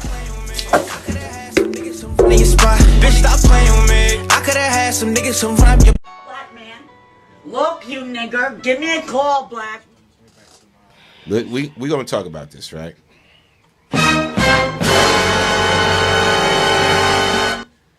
All right, I'm gonna be honest with you. All right, so anybody that knows me knows I'm not a violent person. I'm not a violent person. So the question is, seeing that, would you floor her or ignore her? Yeah. So that person ignored her. That person, that brother right there, showed great restraint. Mm-hmm. He showed great restraint. Ignored her. She did whatever. You know, I'm gonna be honest with you. If I could be honest, ladies. Now that's a woman. Mm-hmm. So Norm's not gonna hit her, because that's a woman. But I would have called Kiss up, or my wife up, or somebody I'm close to up, and be like, "Listen, do you have $1,500 bail money?" No, I'm gonna get us locked up in there. No, do you have $1,500 bail money? Because I know I'm about to go to jail right now. Mm-mm. And I'm being honest with you, because you see the brother was at work. So I'm like, I'm about to go to jail and I'm about to lose my job. Right. All right. To be honest with you, I would have only reacted if she would have hit me with whatever she's throwing. Mm-hmm. Calling me the N-word, all of that. We do that to each other every day. Right. All right. Calling me the N-word. Even though it's not the same. Yeah, I know. Okay. I know. Call me the N-word, whatever. All right. That's okay. I just know you're an ignorant person calling me the N-word. But then she throwing ish. If something would have hit me, mm-hmm. I just would have dragged her. I wouldn't have hit her. I would have dragged her to the bathroom and dunked her head in the toilet. I would have dunked her head in the toilet like the piece of shit that she is. And been done with it. Honestly, that's what I would do. And then if the cops would have came, like, sir, you know what you did was assault, whatever, like that. I would have had the $1,500 for one of y'all, or I would have set up a GoFundMe, like bail my ass out of jail. But that's what I would have done. I would not have hit this woman because I don't hit women. But I would have dragged her to the bathroom and dunked her head in the toilet. Feel like Dookie would have still got you locked up. Like the piece of ish she is. Now let's see the comments, damn it. All right. So Denise said he did well with ignoring her. He did. Tracy said, I'm knocking her out, then calling the police on myself. That's why I love Tracy, man. Shout out to Tracy. Barb said, floor her ass. Exactly. This is the second Barb. racist incident in Mount Laurel in less than a damn month. Yes, Barb already knows. See, Barb, you follow current events. Shout out to Barb. Amy said, he said, I would have floored her ass. Amy said, I'm going to ignore because I'm better than that. And I feel you, Amy. I'm better than that, too. I said I wouldn't hit her. That's what I said. Greg said, you going. Anyway, my cousin Greg Booth said, you going. Anyway, Takesha said, ignore. Then knock her the F out. So you didn't ignore her. Exactly. Right, exactly. Cass said, act like I'm ignoring her, knowing that Kiss is coming around the corner to floor her. So you saying ignore floor. Sure already know. I don't have I have a lot of Denise said, patience, Norm, but I not think for the bail money is more than $1,500. It damn sure is, Denise. Well, is it? It's going to be 10%. So you trying to tell me for that charge it's going to be $150,000? They're not going to find her nowhere on the premises. She's going to be gone. I'm just saying. So you think I'm going to have to pay more than that? Mal said I would have. You a black I would man have grabbed. And they're going to call the police. What you thought was going to happen? Mal said I would have grabbed any liquid, water, and doused her. No punches or touching her. Takesha said, LOL, I tried it. LOL. I don't listen, man. Then Chris Rock said you don't have to hit her, but you can shake the shit out of her. Yeah, but that's what I said. I wouldn't say I would have dragged her. I really would have dragged her to the bathroom and put her head right in the toilet bowl. Like, just toilet bowl, for real. It still would have been assault. And treated her like a piece of shit. That's she is. But it still would have been assault. You probably still would have went down and had to bail you out. Yeah. I'm curious because I thought most of y'all would have been like, I'm flooring her. I'm definitely flooring her. No, I think you would have. What? Yeah, floored her. Absolutely. Yeah. Steve, you said you would have ignored her? Like, dude? No. I said I had a situation like that. Can you explain your situation? Worse. I was doing security, and we can't allow people to eat by the computer. Okay. This white man, Sadiddy man, who thinks that he's in charge. Right. Toity. And I said, sir, you cannot eat. He said, go fuck off, nigga. And I said, oh, okay. So I'm like, because I'm new on the job. So I'm like, okay, well, let me go sit down. Called my boss. The whole crew is white. So I'm the only black man. So I go again and I say, you can't eat. He gets rowdy. And then I'm like, yo, you cannot eat at the computer. He spits on me. And says, you scum of a nigga. Lord. And I lost it. And lost my job. And what you do? I his ass up. Did you? Yes, I did. Hold on. But so they called the cops and everything like that. And I'm like, yo, because he was trying to. I said, just because I'm skinny don't mean that I'm not about to buck at you, bro. You're not gonna spit on me. You spit on me. So what if you had something? That's like and then like that's very nasty. You spit on me. Oh, hell no. I could have dealt with the nigga thing. That's why I went and sat back down. But you spat on me. I went off. That was traumatizing to me. Like, okay, so now it put me in a picture where, okay, now this is real. This is real. Racism is real. Oh, facts. What? But I wasn't thinking like that. Like to think. I mean, I'm 32, so to think and understand that someone would have the guts to spit on me. Really? They got it. You just gotta wait for the right So one. that was just the whole situation for me. I'm like, at first I was like, wait, did this just happen? And then I just blacked out and just started punching them out because I'm not.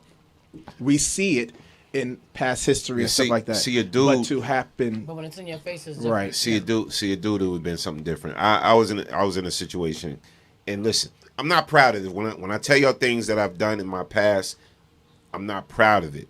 But I was with my boy Smooth B from Nice and Smooth.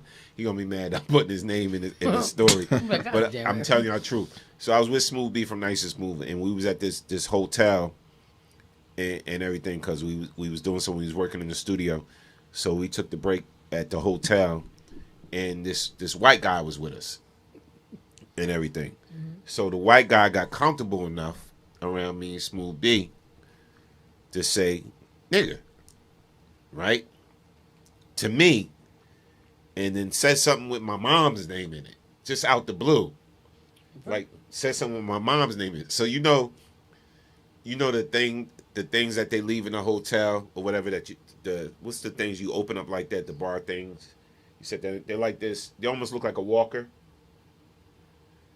They're in some hotels. Like for the laundry? Yeah, for the laundry. That's the thing for your suitcase. Your laundry. No, for your You can suitcase. put your suitcase there, but some Suit- people put, yeah, right. The suitcase bench thing. So yeah. the N-word came out his mouth and something with my mom in it because he thought he was being funny. He was drinking a few beers or whatever. And I took that thing and I cracked it over his head. As you should. Like 3 or 4 times. Uh-huh. Right? I'm not that dude, man, but I'm like, I just, all I ask from anybody is just respect me, I'm going to respect you.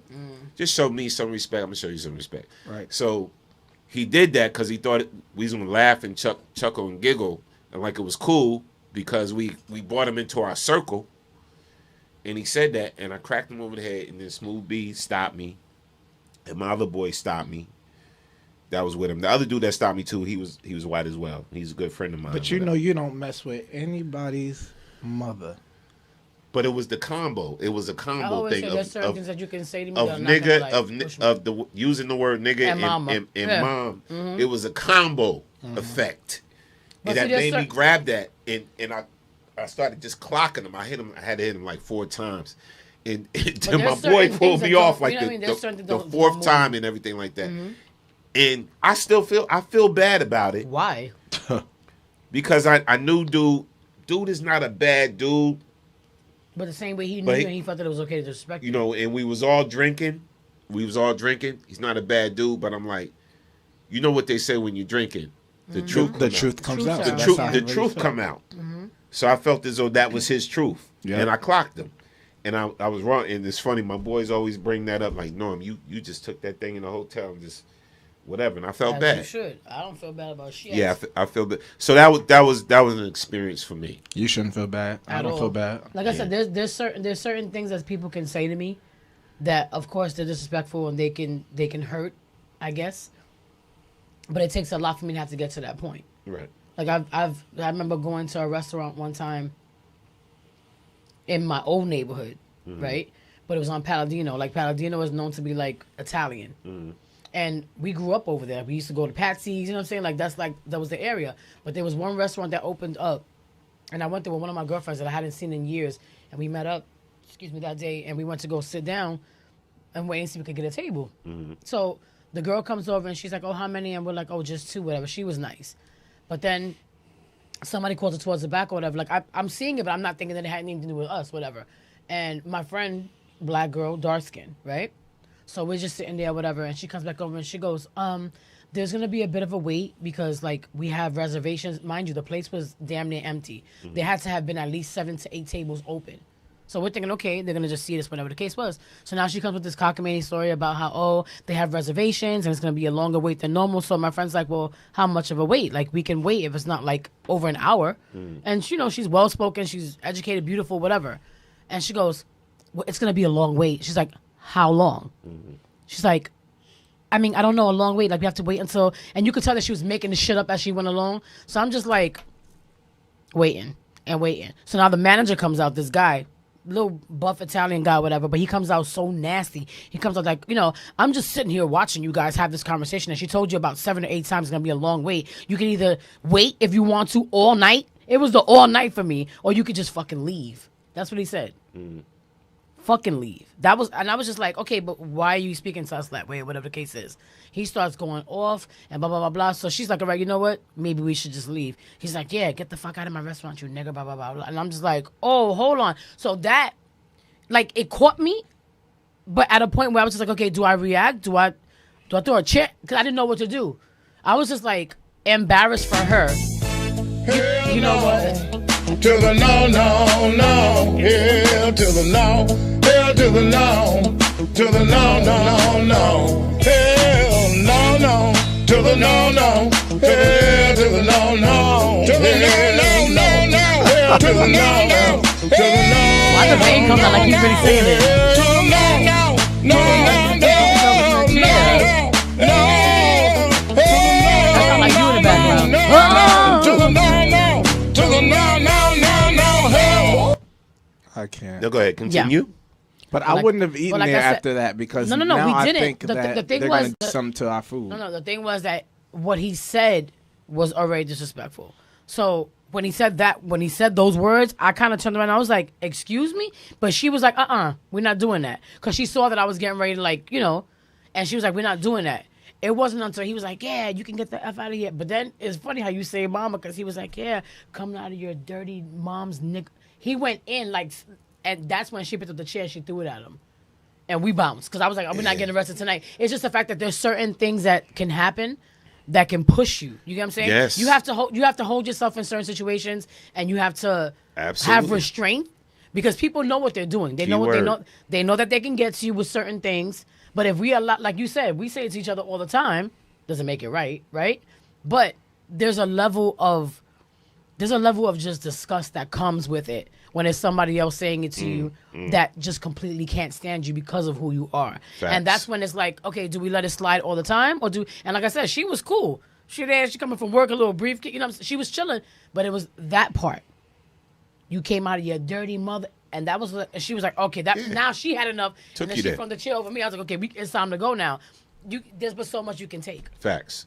Like, even with that lady, like, yeah, okay, like you said, I agree. Like, if you don't touch me, it's fine. But it's just like you're comfortable. With that situation, I would have been pissed. But you're comfortable. But I would have called my manager and said, hey, can you come down here and get her? Please. But like Norm said, if something would have hit me. Yeah, exactly. That's it. Then that's the trigger. Yeah, that's the trigger. It is. Yeah, that's the trigger. I let a lot of things go. You know what I'm saying? To like I'm pushed to a certain point, and it's like I'm smooth and easygoing guy. A lot of people, it's just I am. I'm a hell of a nice guy. You're a smooth cat, bro. I'm a good dude. Well, that was a good term, right? So but if you take me to that point, you must have really did something. But that's what I'm saying. Like a lot of things just Tyson. Took me to that point. Who? Tyson Beckford. Oh, he took us. I was just talking about his ass. He took us all to that point. Yeah, he took me to that point. He caught it that night, and we were like, and I didn't want y'all to see that side of me. I didn't want y'all to see that side of me. But we caught it. Remember, we said it first too. Like, we ain't got to interview your bitch ass, like, because he was just nasty. He was just nasty. We were at an NFL draft party, and we were the media for that night to like interview everybody. We interviewed Melissa Ford. She was dope. Melissa Ford was dope. Claudia Jordan was dope. We interviewed Elle Varner. She was like. We interviewed Tyson Beckford. And he was just nasty. He just had this demeanor about himself, like, and I was ready like to fight. we should have been privileged to have interviewed him, and we were professional. We didn't do whatever, but it was just the fact that he just kept on disrespecting and saying little slick shit every time no one tried to speak to him, and it was to the point that me and the girls peeped it, and I said something. I think Aaliyah might have muttered something. Verena was there, and Verena was there. That's Verena how was it just started. like, He disrespected Verena, but we all said something. Like we had her back. Like, no, what you're not gonna do. I don't care who you are. I don't care how many fast shows you've been on. Treat people with respect. I don't give a shit about none of that. You know what I'm saying? Like, Mr. E was there. He was rolling with y'all at the time. Security. Mr. E. I remember.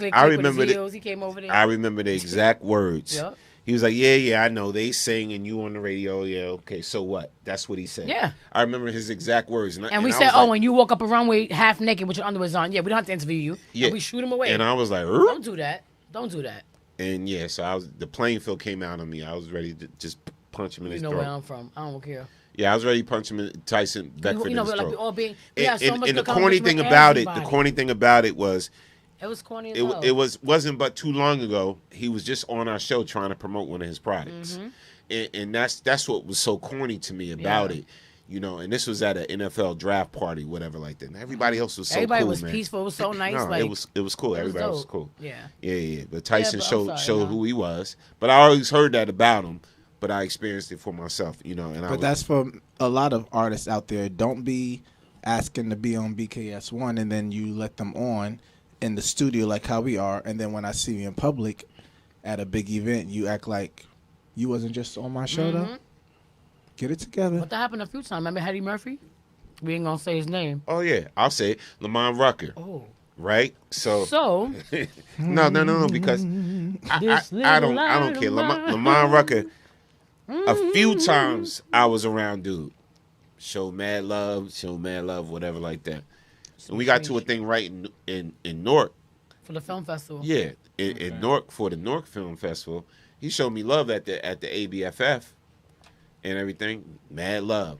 Interview, click, boom, boom, boom. Got at the Newark Film Festival. dude was on some funny-ish. Yeah. Now, mind I you, don't like that. Mario Peebles way bigger than He was Lamont dope, Rucker. and Mario was dope. And he was dope. And he was So cool. humble, so humble. And that's what bothers me about a lot of times cats that's here be trying to front like they there, and the ones that's here treat you like they're your cousin next door. Yeah, that they're your best friend and cousins. And I witnessed that a lot. And which as I grew in this business, right, and I started making more connects and started doing things that take me to another level on the revenue side, whatever, I started realizing certain things like, you know what? I don't even want to do this no more. You know what I'm saying? Like certain things like people that's coming into BKS now, younger people or other people, whatever, that like to go and cover events and do this, whatever like that. I would pick and choose what I want to do now. You know what I'm saying? Like, cause I feel as though I earned that. Cause I rock with a lot of people. I work with a lot of people.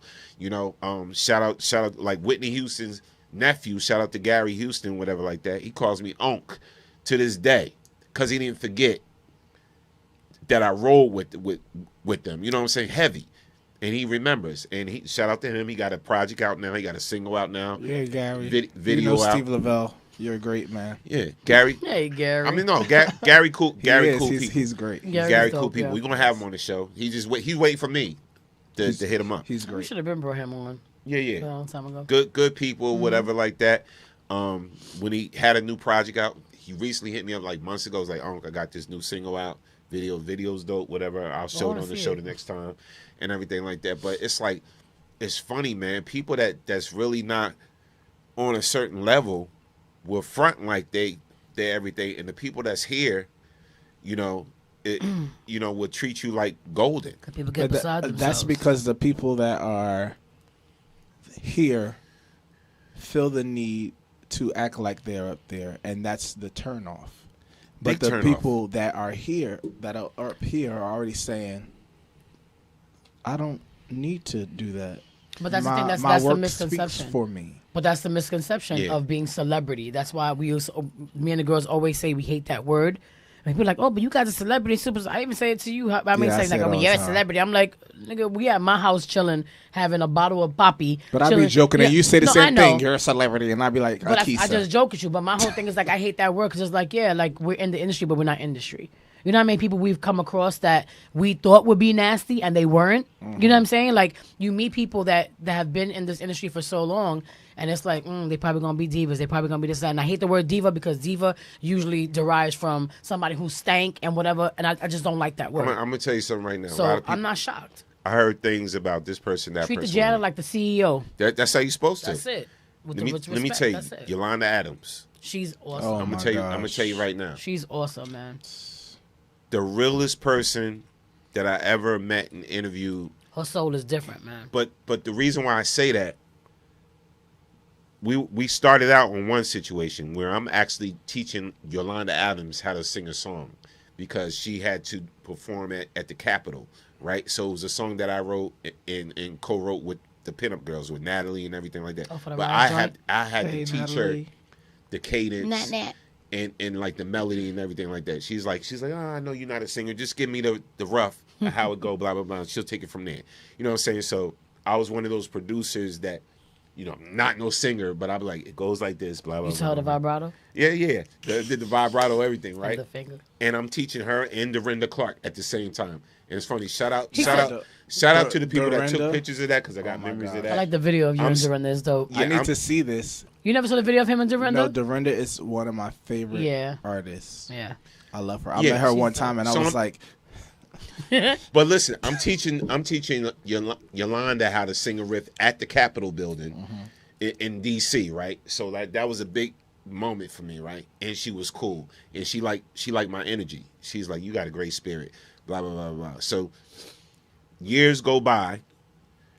I happen to run into her again at the Gospel Fest. And McDonald's Gospel Fest? Yeah. So I'm sitting there on the red carpet, and there's all these other media outlets there, right?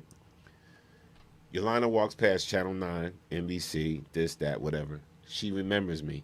She said, oh, my next interview's with him. Blah, blah, blah, blah, blah. She got on the, hey, Norm, like the interview's up on YouTube for y'all to see. that's my cousin, blah, blah, blah, blah, blah. And whatever like that. And everybody, all the NBC, all of them is looking like, who the hell is this tall black, you know? Yeah, everybody all types of shit, right? Probably said the N-word, whatever. Probably. But she showed so much love.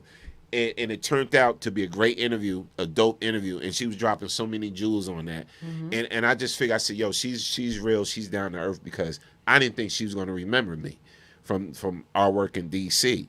And then happened to see her when she came on the steps of City Hall and whatever. She went and grabbed me and pulled me with her to take pictures when they was doing photo ops. So it's like, it's about your spirit, because I could say the same thing about her and Donnie McClurkin when I did. Because my first thing with McDonald's Gospel Fest, I got to sing background for Sissy. Mm-hmm. Shout out to Sissy Houston.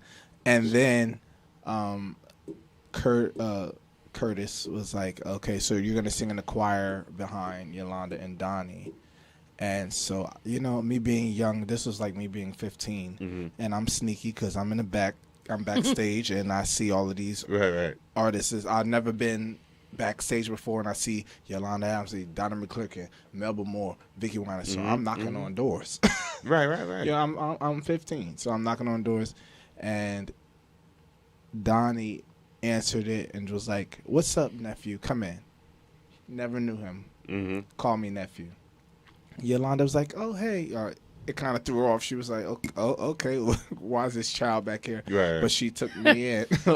But then what made me feel so great is that every gospel fest that they have done, they've always recognized me. Said, hey, nephew. I'd be like, hey. And then when I finally did Sunday Best, Donnie did.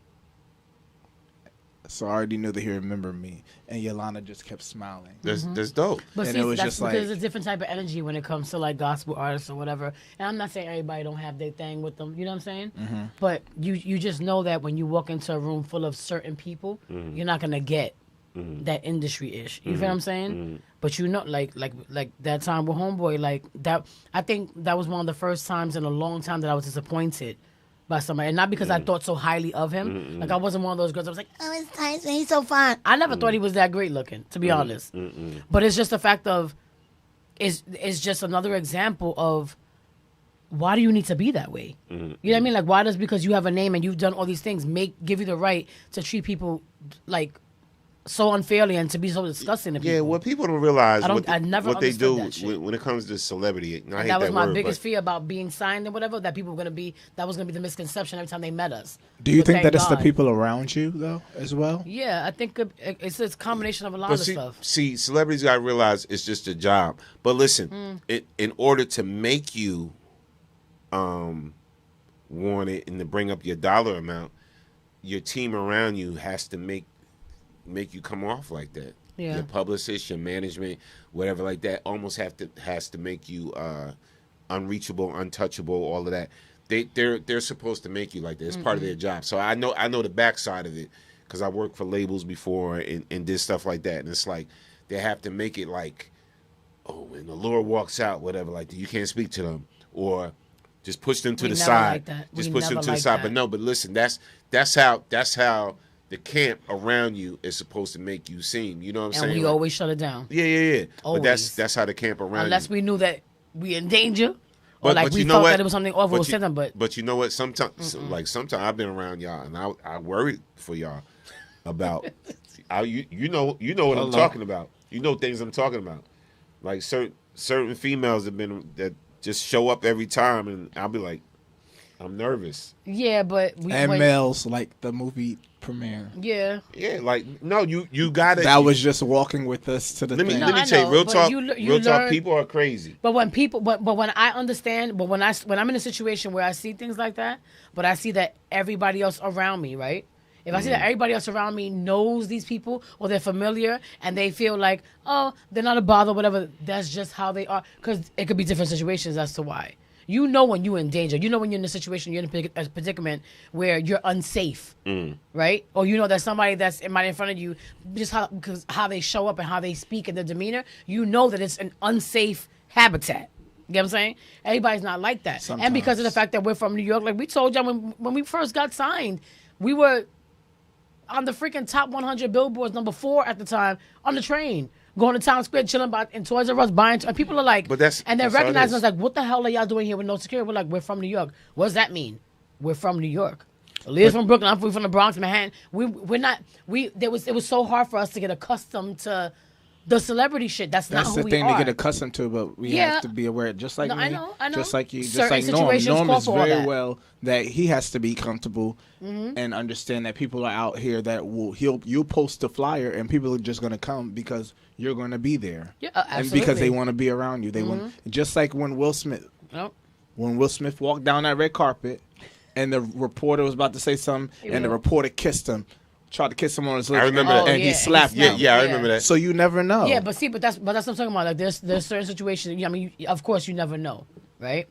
But in the same token, it's like, I don't know. I can only speak for myself. Like it's so hard for me to like, it's almost like borderline living in fear because I'm so comfortable. But at the same time, it's like, okay, yeah, we know that certain, What's the thing? Drastic times go for drastic measures. It depends on the situation where you are, whatever the case is. I guess because we were so accustomed to just being regular for so long that it's like, what does a label deal got to do with us still being regular? Like we're still somebody's daughter, somebody, you know what I mean? So it took us a while to get of course now we know that okay, certain things we got to make sure that we, keep the security, whatever it may be. But it's so hard. You can't give everybody access. Of course not. And you can't let everybody.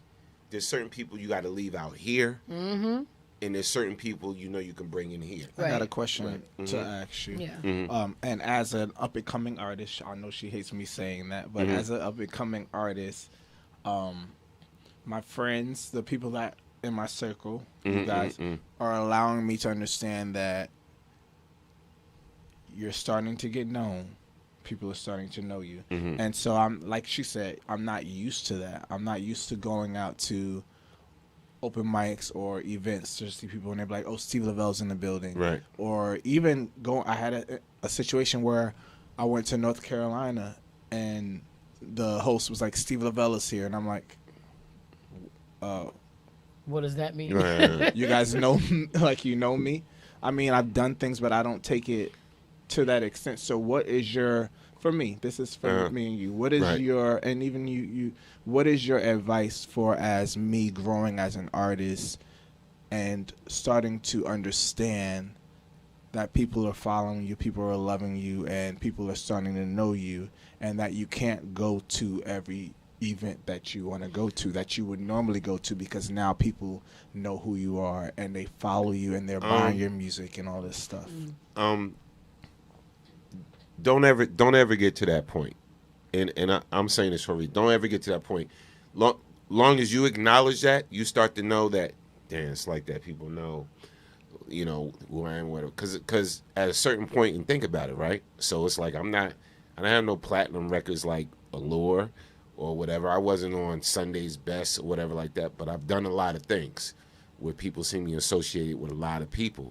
So when I go and when I got into this whole BKS game, where I'm here, because once things get on the internet, I don't care if you have two people looking at you on the internet, it stays on the internet forever. So somebody's gonna know who you are or whatever, and pull you into a situation. Oh, yo, you that guy, whatever. When we did the TLC network with that show, my phone ring off the hook. When we did UPN. The Comeback Kings, whatever, phone went off the hook. But what my thing is, it's like you still keep being you. You allow people to be them. If it gets to a point to where you see something is going to bring you harm, that's the only time you readjust your situation. When it gets to that point, well, okay, now I know I need to bring people with me. Yeah, because it's at this point. But I think it's also where people. I think people have just gotten really comfortable. Like when I see things on social media, especially like Instagram or whatever. Like we all post, we go about our day, whatever the case is. But I think when it comes to like your regular life, like when I go to the beach, with my kids or whatever, my family, it's cool to post pictures and to post like fun moments or whatever the case is. Oh Lord! But what I'm saying is, people get too used to always posting locations. And there was a meme that I saw the other day that made me laugh. It said, rest assured that if I post my location, I already left. I left it and already. And it makes me laugh because it's like, you shouldn't be that comfortable to say, like, yeah, if I'm posting I'm at the beach, do I have to say Brighton Beach, Section 5 behind the lifeguard? People get too stupid. Like, people just do too much. Like, if we have a show, of course, flyers are out. People are going to know that you're there. And in those situations, those circumstances, you know that there's going to be security set up. People are set up to be able to protect the artists, but not in regular life. You shouldn't have to be out with your mother and saying, oh, I'm at Crab Shanty, because people will see that. And you never know. I've done it. When we went to LA the first time and Ori heard that the kids from the New Edition movie, like the one that played Ronnie, Keith Powers, and We're the Great, they were going to be at a bowling alley. And she's like, oh, but they're going to be at so-and-so and I want to meet them. And, you know, she's a young girl, so she wants to meet whatever. And I was like, okay. So we found out where they were going to be at, but then they had left. This little girl went on the internet and was looking at because they posted something. She goes, Ma, they're going to be at so-and-so bowling alley. So we all called the Uber, went over there. But we didn't go in there acting all stupid. We walked past, and it was my mother's birthday at the time, so my day, you know how that goes. And we walked past, and, you know, we calmly went over and was like, you know, my daughter, she's so-and-so. And he was like, yeah, of course, bring her over. But we didn't, like, everybody else was hawking them. And then it wasn't until I got into a mood where it hit 12 o'clock and my mother's birthday hit. I was in the front crying, and Woody came out. Who knows? He came out. He's like, are you okay? He gave me a hug, and it was so sweet. But I just feel like there has to be a certain level of respect and space that you give to people. But if you put out where you at, that's just something that I have to. And one of my friends said that I have to learn that because I'm just like, I'm all in the crowd.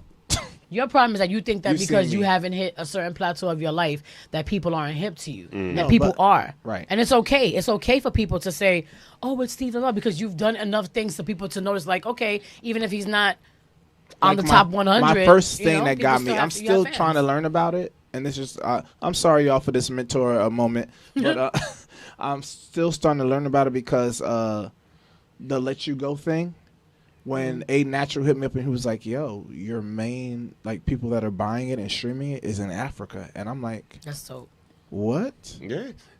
But I'm still not used to that stuff. So I'm still at open mics and I'm all in people's faces like, what's up? And then one of my friends was like, yo, you know that was one of your fans? And I'm like, I didn't know. Like, I'm just talking to people.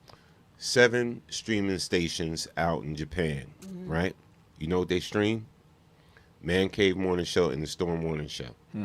I didn't know that. I can't control it. I can't benefit from it. But we're all over Japan, right? And even when you get calls from Australia, I'm like, really? You know, you never know who's watching, right? You know, and it's just crazy. It's a good feeling to know that people on the outskirts, you know what I mean? So my main question was, is it bad to just be who you are, or you have to have a border up as an artist? But see, you got to get to a point to where you let other people do that. Yeah. See, here's my thing. You always, once you get to a certain level, you always be the good guy. You let the people around you be the bad guy. Okay. And that's, you know, like, trust me, bro. It's like, that would just happen for you naturally. You know, like, once you get a crew, a team, you know, like, I got somebody for me being the bad guy. I have a few people. No, but I really got some, like, on my business stuff around me, whatever like that. You know what I'm saying? It's just like, you know, but, you know, even with Allure, right? So they're family, they're friends, and they're family. You know what I'm saying? But we do business together. We do business, right?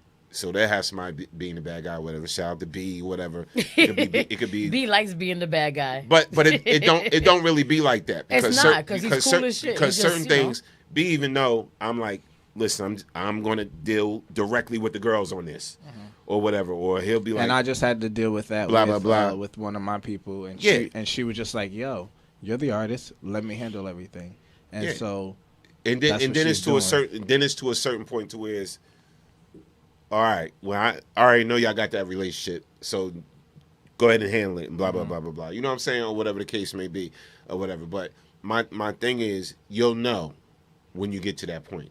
I'm saying that to say, where you have to have a team around you. Yeah. You know what I'm saying? When you have to have a team and doing this, and you have to have a team, or whatever like that, because people will try to infiltrate, and people can take advantage, or people can try to hurt you. Mm-hmm. You know what I'm saying? Kadeem and Nicole put a team around me. So yeah. Nicole yelled at me and said, "Look, do not book anything. You say, call me." Yeah. But I'm not used to that because before it was me and my dad who was doing that. But now she's like, "Yo, do you know how popular you're getting right now? Yeah. Why are they calling your phone? They need to call me. They shouldn't even have access to your phone." Yeah, right. But you know what? Let me tell you something. Let me tell you something. Like, and it all depends on who you are. Like me, there's the talent side of me, whereas you know, I'm a DJ. I do the radio thing. I can act a little, you know, whatever. There's the talent side of me, right?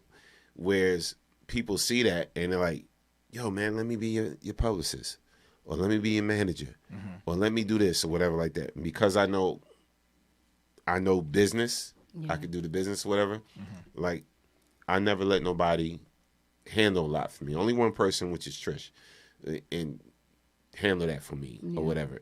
And there's only one person I let handle my affairs or whatever like that. You go ahead and set the amount for this DJ gig, or you go ahead and set the amount for me producing this, or you go ahead and set the amount, or you go ahead and do whatever. Only one person. But other than that, like, I know the business, and I tell every artist, start knowing your own business and being able to handle your own business.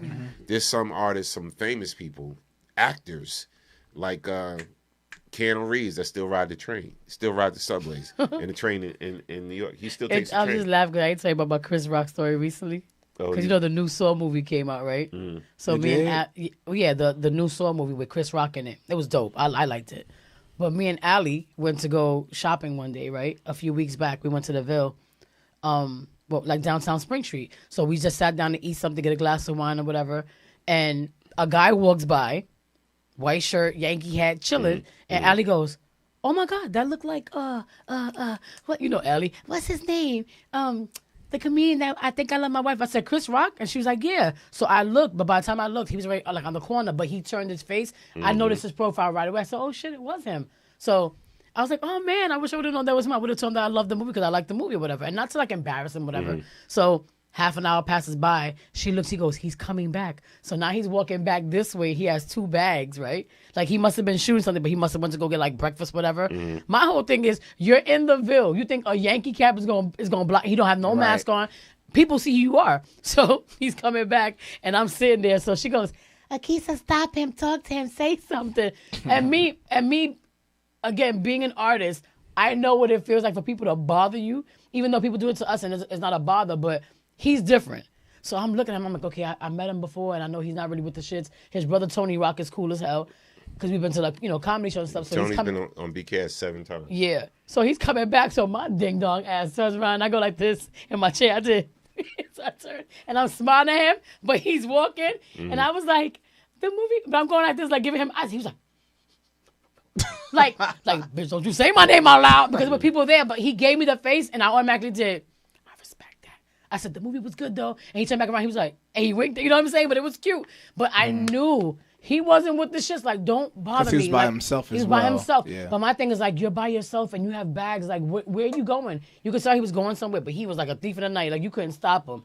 But, you know, sometimes you have to respect that. And I think, but that's how it would be with me. Like, even like, the thing is, I've done a lot of things, but then when I get to where I want to get to, I would still be like, "Oh, I'm going to the grocery store," or "I'm going to." Because we're regular. That's the thing. Yeah. Like, you from New. Like, let me tell you something. It happens. There's certain people. I'm glad we're talking about this, right? So there's certain people that I grew up with, or that I know, or that I'm close with, right? And they're established. I'll say it like that. Yeah. Celebrities, established, whatever you want to call it. People know them, whatever. They made a name for themselves. But I grew up, we was cool. So it's like, my thing is, because we're in the same game, or we're in the same genre, or whatever like that, like, okay, if we've been handling stuff like this, don't flip the script on me. Yeah.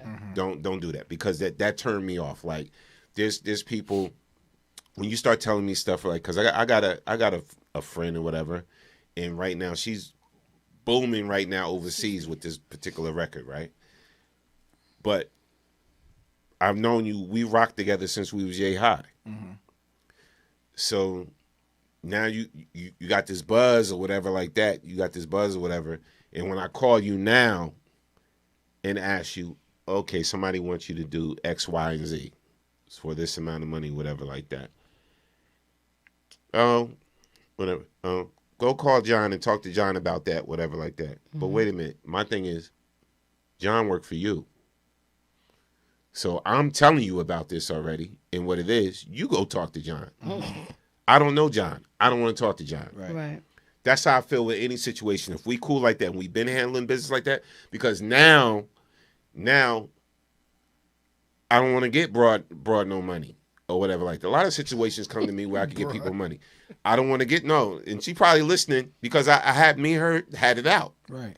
Because I'm like, I never That's talked like to me John. telling my cousin to go talk to I never talked to my John manager. in 5 years. And let me tell you who I respect out of a lot of artists I deal with, whatever, and I haven't even known him as long as, like, shout out to Jay Chosen, right?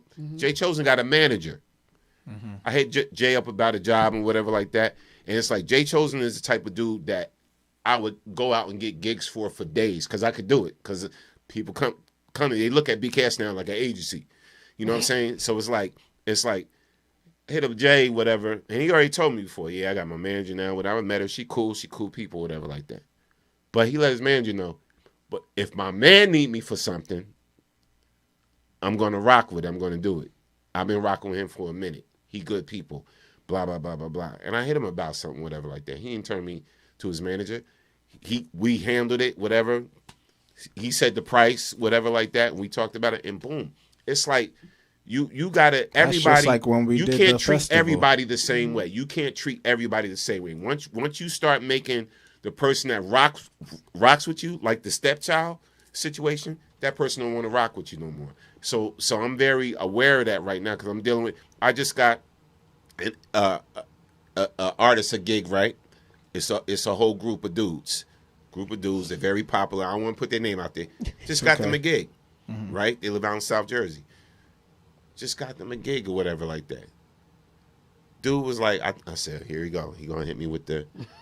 I gotta talk to John. I've been knowing this dude for like 14 years of my life, right? I'm gonna have to talk to whatever. He's like, oh no, blah blah blah. I'll call him. I'll let him know. But what we work out is what we work out, and I respect that. It's like, man, listen. Everybody has a place. If it's some new cats trying to deal with you or whatever like that, it's one thing. But if you've been dealing with somebody, whatever, like, don't get brand new on them. Right. Yeah. That's what I'm saying. You got to watch the people you get brand new on because it will turn somebody off. Somebody that's in your corner that's trying to help you and work with you, it would turn somebody off real quick. Yeah, I know. I would never do that though. Yeah. Oh, I'll be calling you from just like the outside gig. I said, no, you could talk to me. We handled it. I didn't need you to talk to nobody else.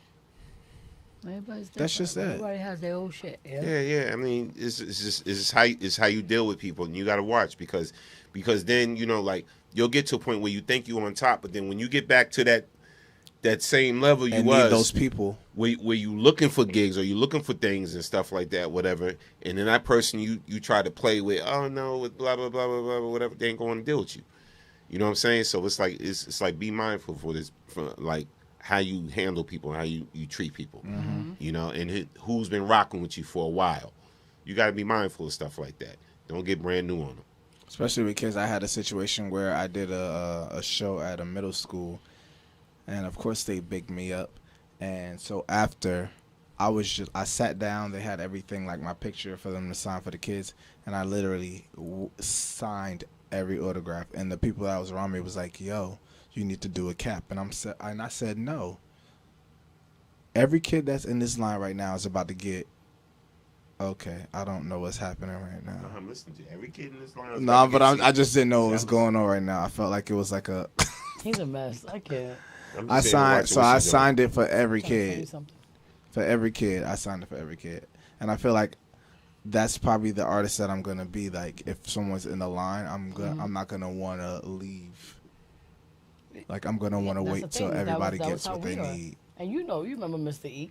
Mr. E was very much like that, cut everything. Yeah, like we used to call him what's his name, Mr. Bubbles or whatever his name was from Lilo and Stitch. But you know what? Because he was just about shit. But it takes for a certain amount of things to happen in your career. Like with us, we were very comfortable with just going overseas and just walking around because we think nobody's going to recognize you. Then when they start to recognize you, it's like, oh, it's not a big deal. Until you sitting in a limo and you sleep and you get woken up because there's 1,000 people outside. They were literally shaking our limo trying to get to us, grabbing our hair, like you know what I mean? And it's just because they want to just get your attention. And because we weren't used to going overseas, and we tell everybody all the time, like we didn't have groupie situation, we didn't have guys coming back, so we weren't. That's not what we do.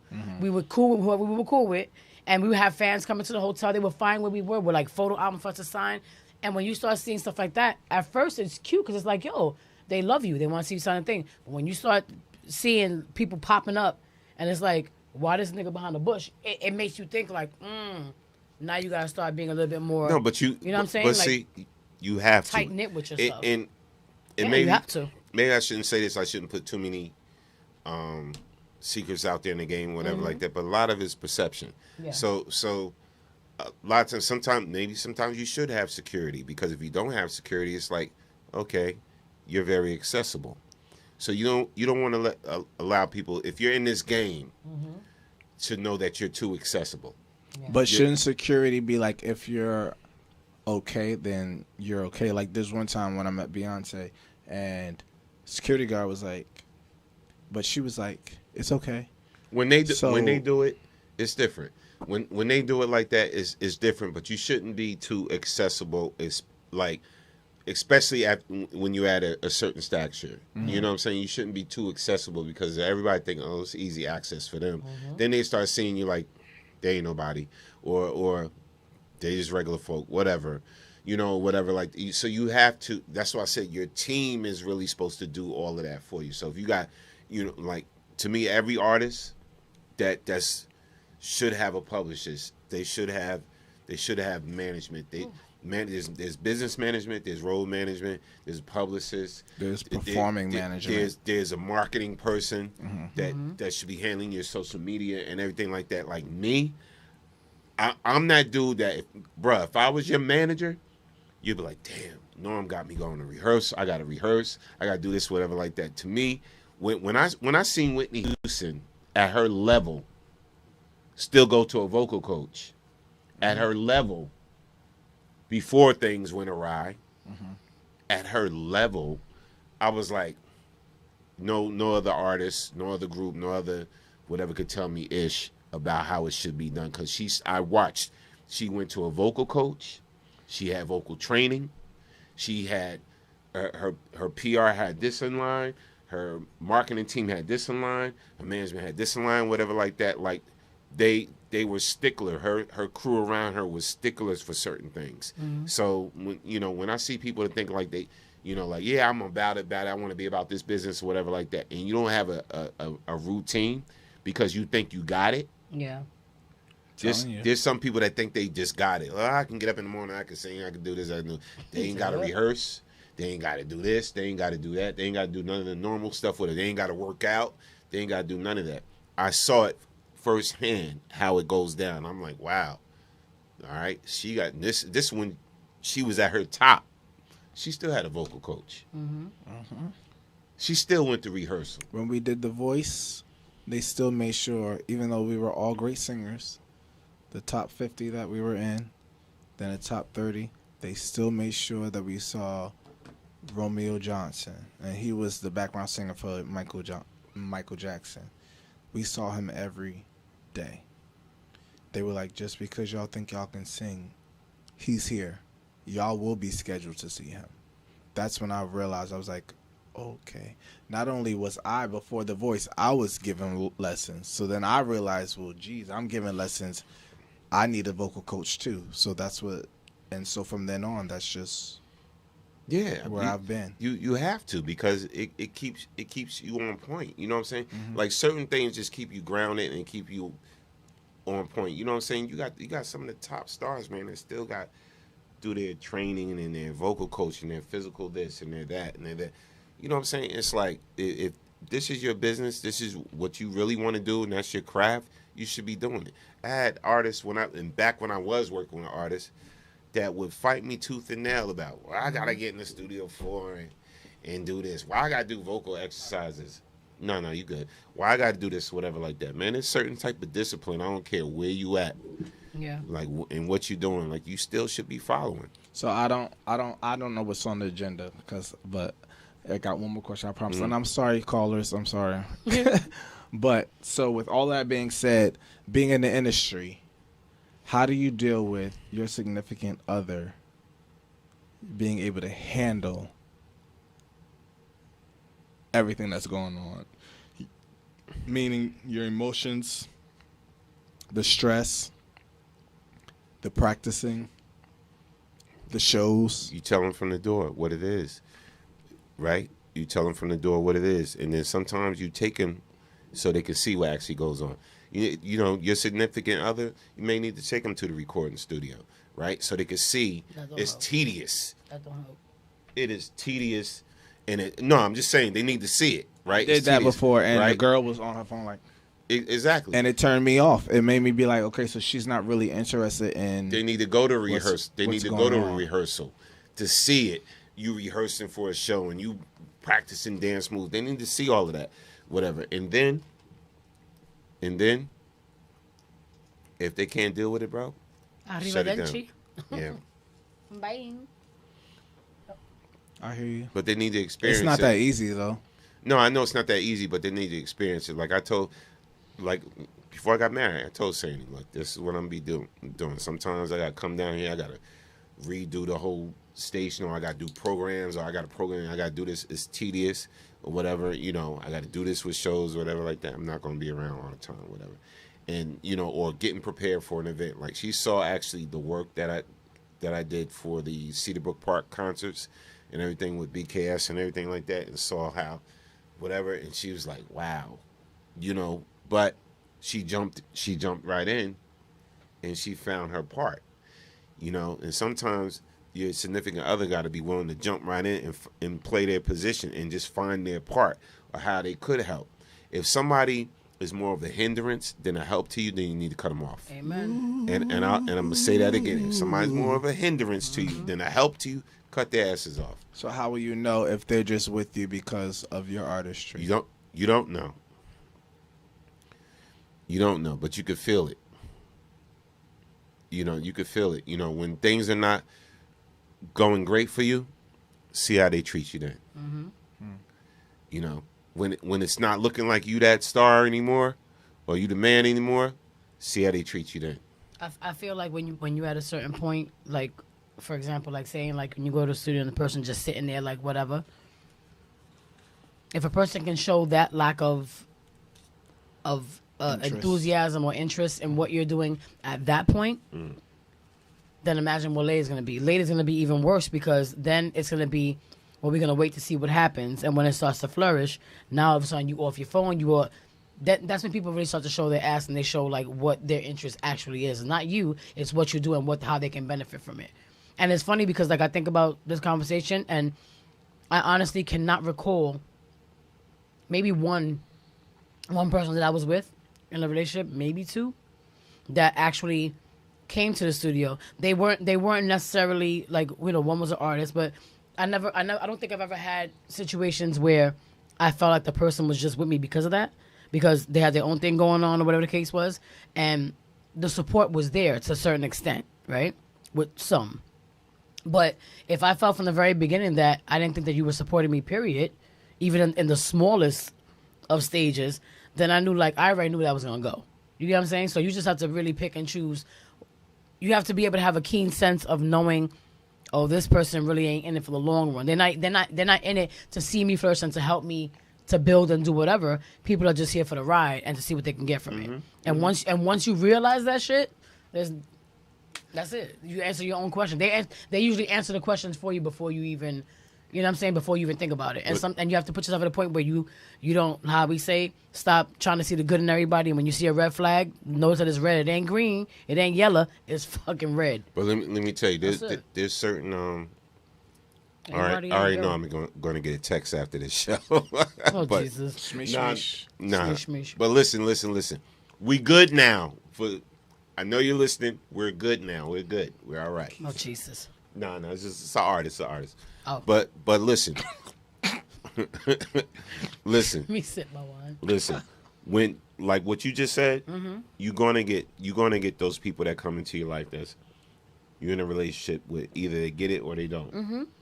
But when you see they don't get it, don't try so hard to make them get it. Because if they don't get it, they just don't get it. You know what I'm saying? And it's like you're just not meant to be here. That's it. It's a crazy world, man. This is a business, and again, now I'm glad I'm at a point in my life where I get to pick and choose who I work with and whatever like that. Like when it comes to like Allure, like I was talking about getting gigs and stuff. When it comes to Allure, whatever like that, if I can get a gig for them, it's all good. Never no issues, never no problems. They respect my business acumen. I respect how they go in and kill a show. You know what I'm saying? It's like it's never no problems. But certain people that's just getting into this, you know what I'm saying? And you trying to explain to them, well, listen, this is right now. People don't really know who you are, you know, and you're going to have to come behind this act and this act and this act or whatever the case may be, whatever. Oh, my God. They think they on a level like Beyonce. But I hate that kind of stuff because me being 32. I deal with that. Me being 30. But you've done so much more than me. But being 32 and the things that I've done, and singers will come to me for, you know, criticism or, you know, encouragement, and I tell them certain things that they don't like. And it's like, but you came to me. Oh, you're young, you're 32. But if you look at it, I started singing at 7. First gig, paid gig, was at 14. I'm the youngest. My dad was trying to see if we could put it in the Guinness Book of World Records. I'm the youngest to have opened for Dr. Maya Angelou. Right. I've done things. I've done background. I have people come to me, I don't want to do background. Look, if Beyonce called me and said, I would need you to do background, okay, band. Do-wop, my ass okay, do-wop. Yes. Okay, right. And they're not getting it. So, like I said, and that's with the relationships. We can, if you ask me a question, I'm going to tell you how I feel. Yeah. If you don't want the answer, don't ask me. Don't ask me. And that's with relationships. That's with everything. This is why don't I pick and ask choose. me. Somebody asked me the other day, Norm, yo, why don't you still produce no more? Or why don't you open up a management company or whatever like that? Listen, because I don't need the headache. I'm happy. I'm very happy right now. My life, my business, everything. I'm happy. I pick and choose who I want to deal with.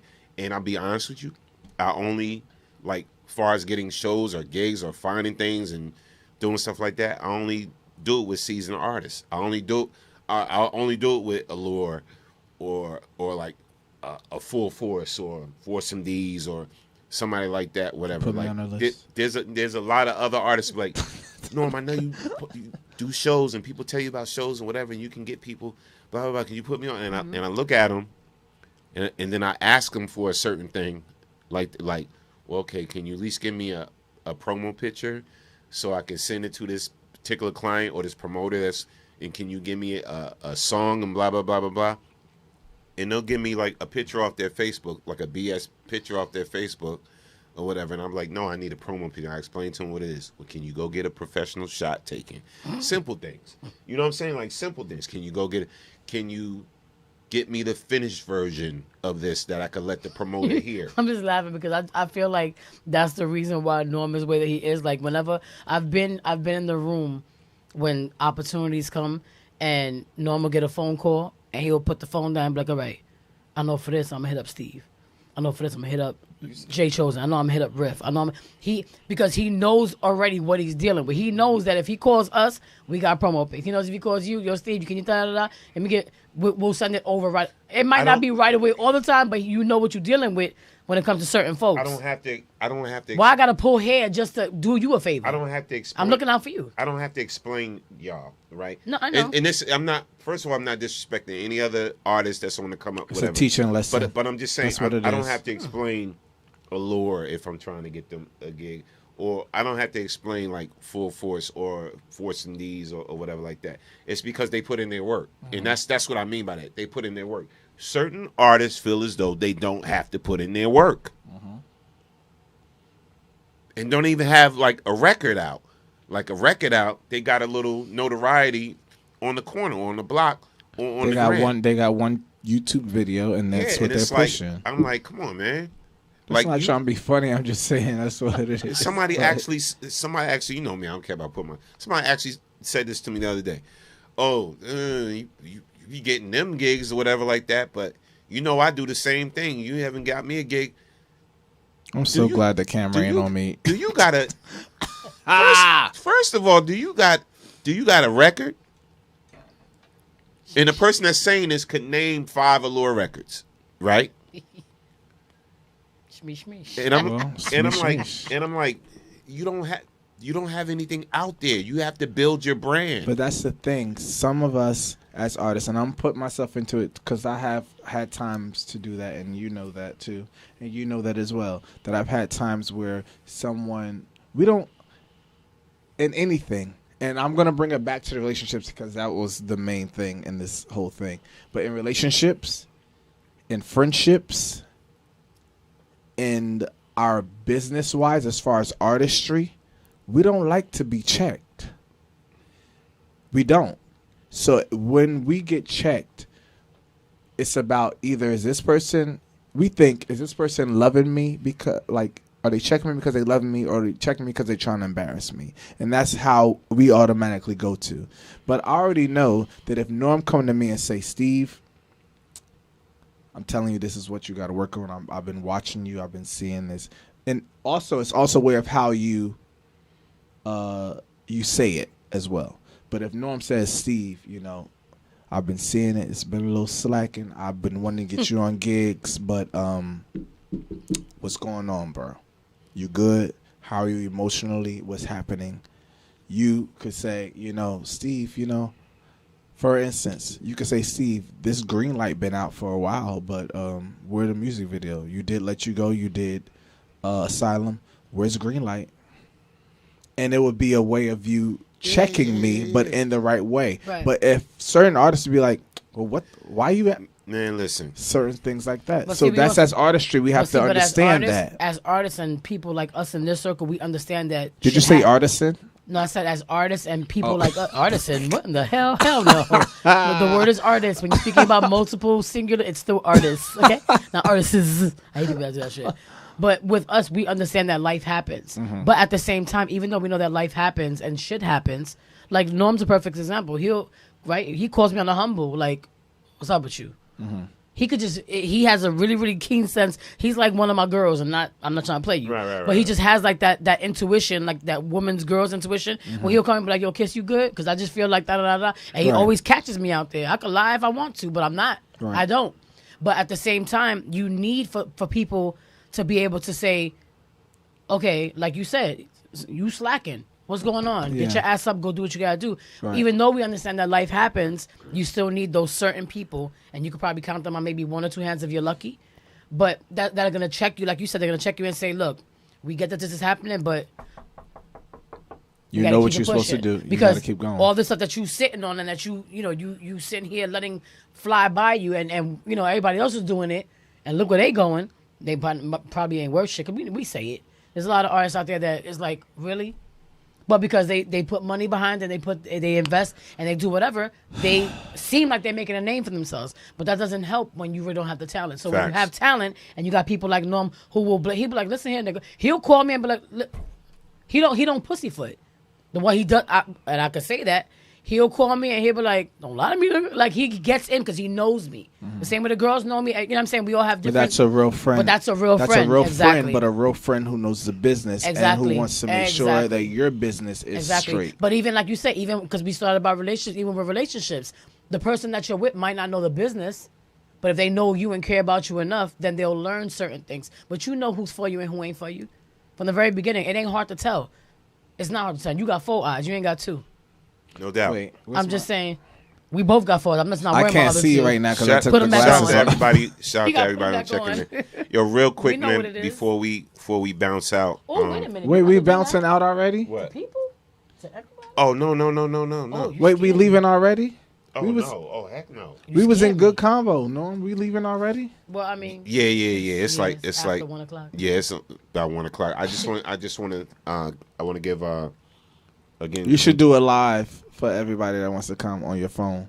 Well, that. Oh, no doubt. Well, that didn't sound right. Yeah. Listen, I want to give some prayers and condolences to the family of Bismarck. Yes. Bismarcky. We affectionately call him Biz here in Jersey. Everybody I know. Yes, rest in prayers, condolences. Out to the family, man. He's definitely gonna be missed, man. Good dude. Every time I ran into him, just good dude, good heart, and everything. Big shout out to Vaughn Lee, DJ Cutmaster Cool V, family.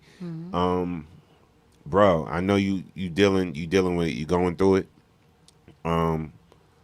If you need to hit me up, anybody on the team. I mean, you already know, man. Listen, I know you got a lot of people, man, in your corner and everything that's just rocking with you, and I love you, bro. But we here for you as well. You need to hit us up. Just hit us up, man. And you hit us up in your own time, bro. I wanted to reach out to you, but I know you're already dealing with a lot. I hit you on social media and all of that, whatever. But again, man, we all gonna miss Biz. And again, people, just take care of yourself. Start taking care of yourself better. All right, love yourself a little bit more. Take care of yourself better. Amen. Yeah, and that's really all I can say on that. Can I say something before you close out? Number one, I really want to say to everybody that's listening, I want y'all to show Norm and Akisa so much love, because without this, we would not be able to have just a place and a space to be able to talk, a place to listen, because sometimes we don't listen, and that's that's me too. I have the times where I don't listen while someone's talking, and just to have this BKS1 Radio show, I'm grateful for it. That's why I did my whole shift dealing with patients, and I still came all the way from Newark all the way up here just to be here and be in their presence. When I tell you that their presence is a great presence, it's an amazing presence, it's a warming presence, and it's always encouraging to be around these two people. So make sure that you give them love. Whenever you can give them love, make sure that you give them love, because these are two jewels that we have. And make sure that you give the flowers while they are here, please. Appreciate you, bro. Please. Thank you, yes. And also, please come check me out at NJ Pack on There you go. Thursday. Hello, I was waiting for you to say something. Check them out, NJ Pack Thursday. Opening up for who I'll again? be opening up for Selena Johnson. Oh, salute. Yay. So please come out. It Got a starts story at about 6 o'clock. Sil, too. Oh, Lord. Yeah, I got a story about Sil, too. You coming? We got to all come. You Nah, gonna come? Say that again. Shit. Wait, say Shout it out to again. Sil, though. He said, nah. We got to at least come see Steve. It's outside. Yeah. I'm I only may do doing that. 20 minutes. And then we can leave Yeah, after. yeah, I may do that. We going to jump off the grid. No doubt. I am your woman. What happened? No doubt. Oh, Lord. No. No, Just no, shout no, out to Sil, man. Wish her the best. No doubt. But y'all, seriously, on a good note, like on a serious note, please make sure y'all come out to NJ Pack at 6 p.m. on Thursday the 29th. I'm opening up for Selena Johnson. And once again, please give these two people love and all of the affection that you can, because they don't have to be doing this right now. They encourage us. They have us cracking up. They give us love. And their energy is just so amazing. So please, Norm and Akisa don't need to be doing this, but they're still doing it just to make sure that we're okay. Please make sure that you listen to them every Thursday and give them love, y'all. Thank you. Appreciate you, man. Appreciate you. Yeah, again, man. Rest in peace, Biz. Yes. Gonna miss you, bro. A crappy year, man. Yeah, no doubt. I was just gonna play some celebrities. If I play this Shan clip, it's going to take us to a whole nother topic, because Shan He goes in. he went in a little bit his own way. He did it Oh, to Lord. shit. So play like 30 seconds of each. Listen. Can't even do it? Yeah, All right. No doubt, man. Listen, man. This is well, I'll play L first. This is L, man. Just that broke my heart. Yeah, making some comments in reference to Biz. I'm gonna play this real quick, and then we'll discuss Shan, because Shan had a topic behind his. But here's LL, man, making some remarks about the diabolical Biz Markie. Rest in peace, bro. Yo, I just want to say, rest in power to Bismarck, my friend. We have so many memories, man. You was in the basement of my grandmother's house when I wrote Rock the Bells.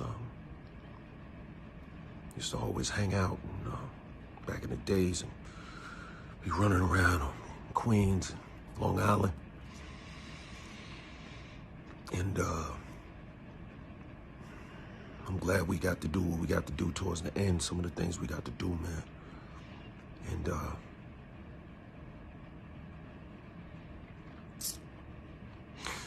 yeah. Love you, bro. And I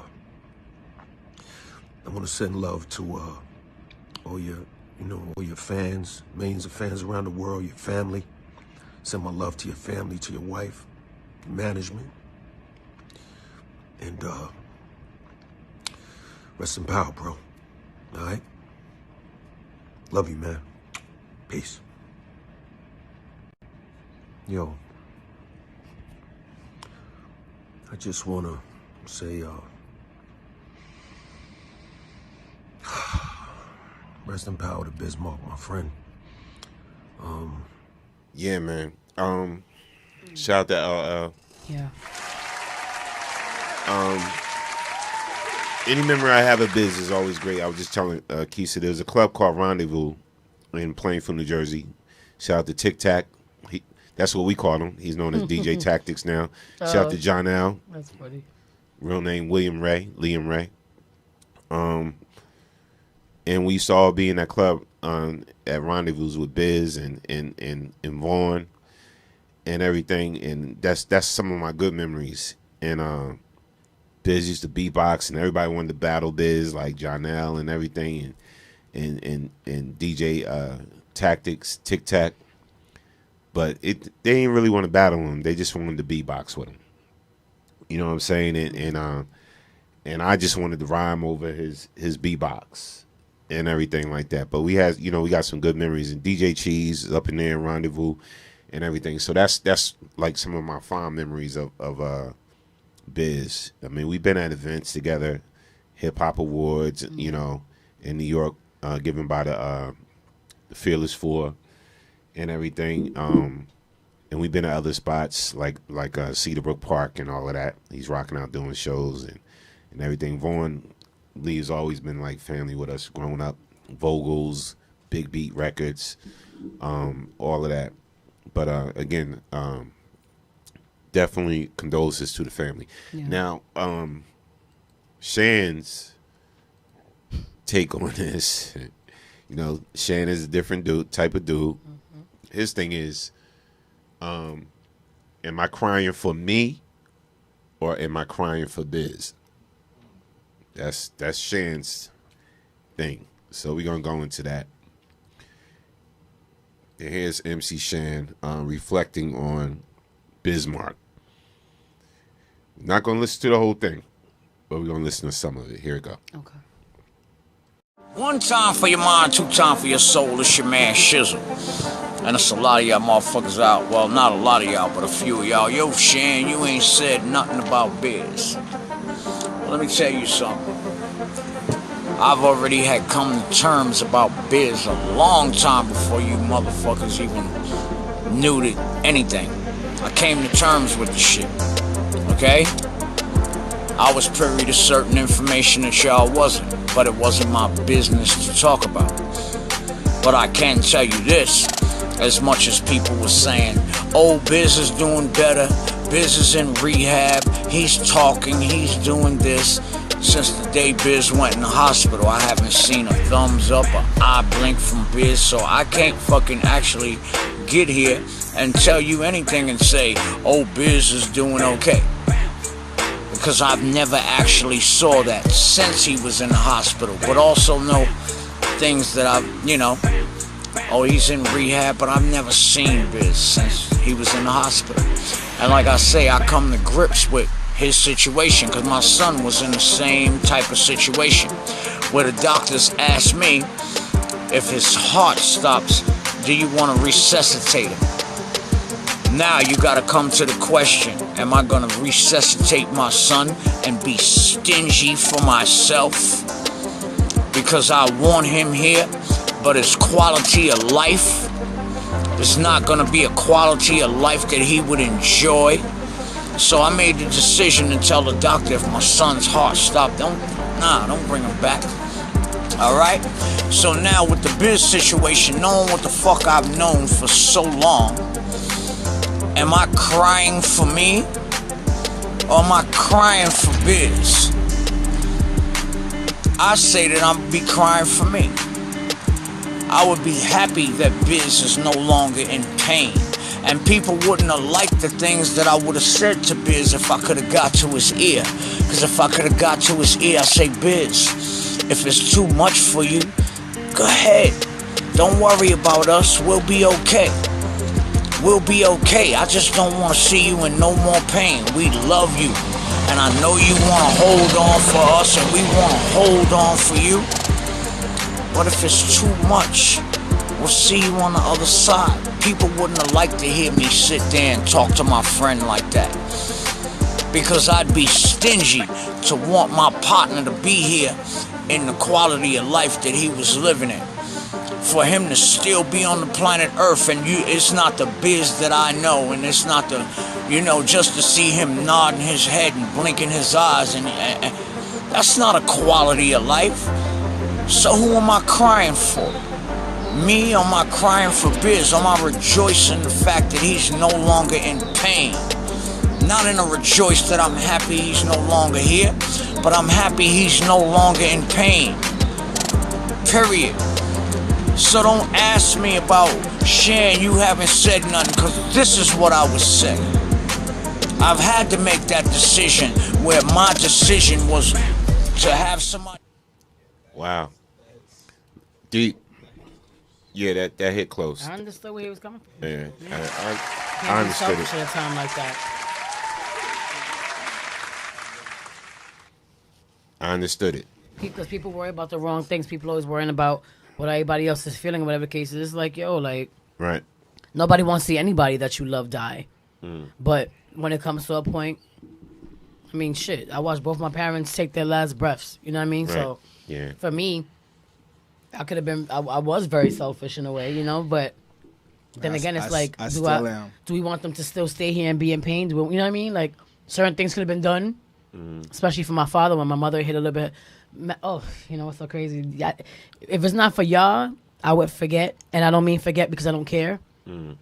But I feel like my life has been full of so many great distractions up until this point that sometimes I forget. I might cry tonight. Today's my mother's birthday, so happy birthday to my mommy. Oh, happy birthday, Mom. And it's just crazy how, you played that or whatever, and it's like every day, every year that passes where I don't, we can't celebrate her birthday and she's physically here or have Christmas. Like, Christmas isn't the same. If it wasn't for my grandson, Christmas wouldn't be the same because it was so much more special with my mom there, but I get where he's coming from. Sometimes we're selfish in that way where, you cry and you go through all this shit. You want them to stay here so bad that we forget about, they're going through pain. You know what I mean? Yeah. And it's a sad thing. But I feel like people are, like I said, we talked about this. People are way too consumed with this industry, and when somebody dies, everybody cares about what everybody's got to say. Even when Biz was sick for so many weeks and people thought that he died weeks ago, everybody was quick to post a damn picture. And it's like, why don't you wait till you get facts? You know what I mean? Like, right. And even shout out to Angie Martinez. She said it. She was like, it's not about people showing love. It's about having some respect for the family and not trying to jump the gun just to post a picture and to say, oh, he died. He's still here. Like, he may not be fully here, and he half his spirit might already been gone, or whatever case is. But at least give the man some respect to just go peacefully when he's ready. Yeah, let me tell you it's not your way, it's God's way. I man. know like, I know Vaughn for like about 30 years, and I get that. I know Vaughn Lee for about 30 years. Mm-hmm. That's my wife's cousin, actually. You know, that's Sandy's cousin, and yeah, I wanted to reach out, but sometimes you gotta give people time, man. Yeah, man, you gotta give people space. You gotta give people space. You gotta give them time, whatever, like that. Like Vaughn got my number. It's funny. He texted me. Lord texted me like some weeks ago. Just asked. He's like, Norm, did they use what was your name back in the day? Norm Ski. He just texted me to ask me that, and I was like, yeah, that was my name back in the day. He's like, I was just fact checking. Mm-hmm. But that's the type of relationship we got because we've known each other for years. So it's like sometimes you got to give people their space, man. And it's like, can I just be? I'm gonna be very brief because this is very deep for me. Keisha knows. I don't know if she told you about my whole grandmother situation. My grandmother was everything. I planned her funeral. Right. I did all that. Right. And I was the one that said no. She's gonna be here, and then she said she eventually woke up and was like, yeah, I want to go home. And I'm like, Nana, you sure you want to go home? And she's like, I want to go home. That's when I was like, okay, cool. I know that you already had a conversation with God.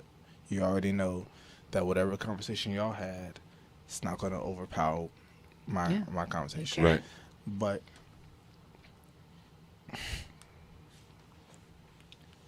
the last girl that I was dating, so this is when I questioned God, and that's why I want to talk. I want you to help me, right? You as well. I've been trying to talk to her for a while. Her mom's been at my church. She sings in the choir. I direct the choir and everything like that. And then I finally get the chance to talk to her and stuff like that.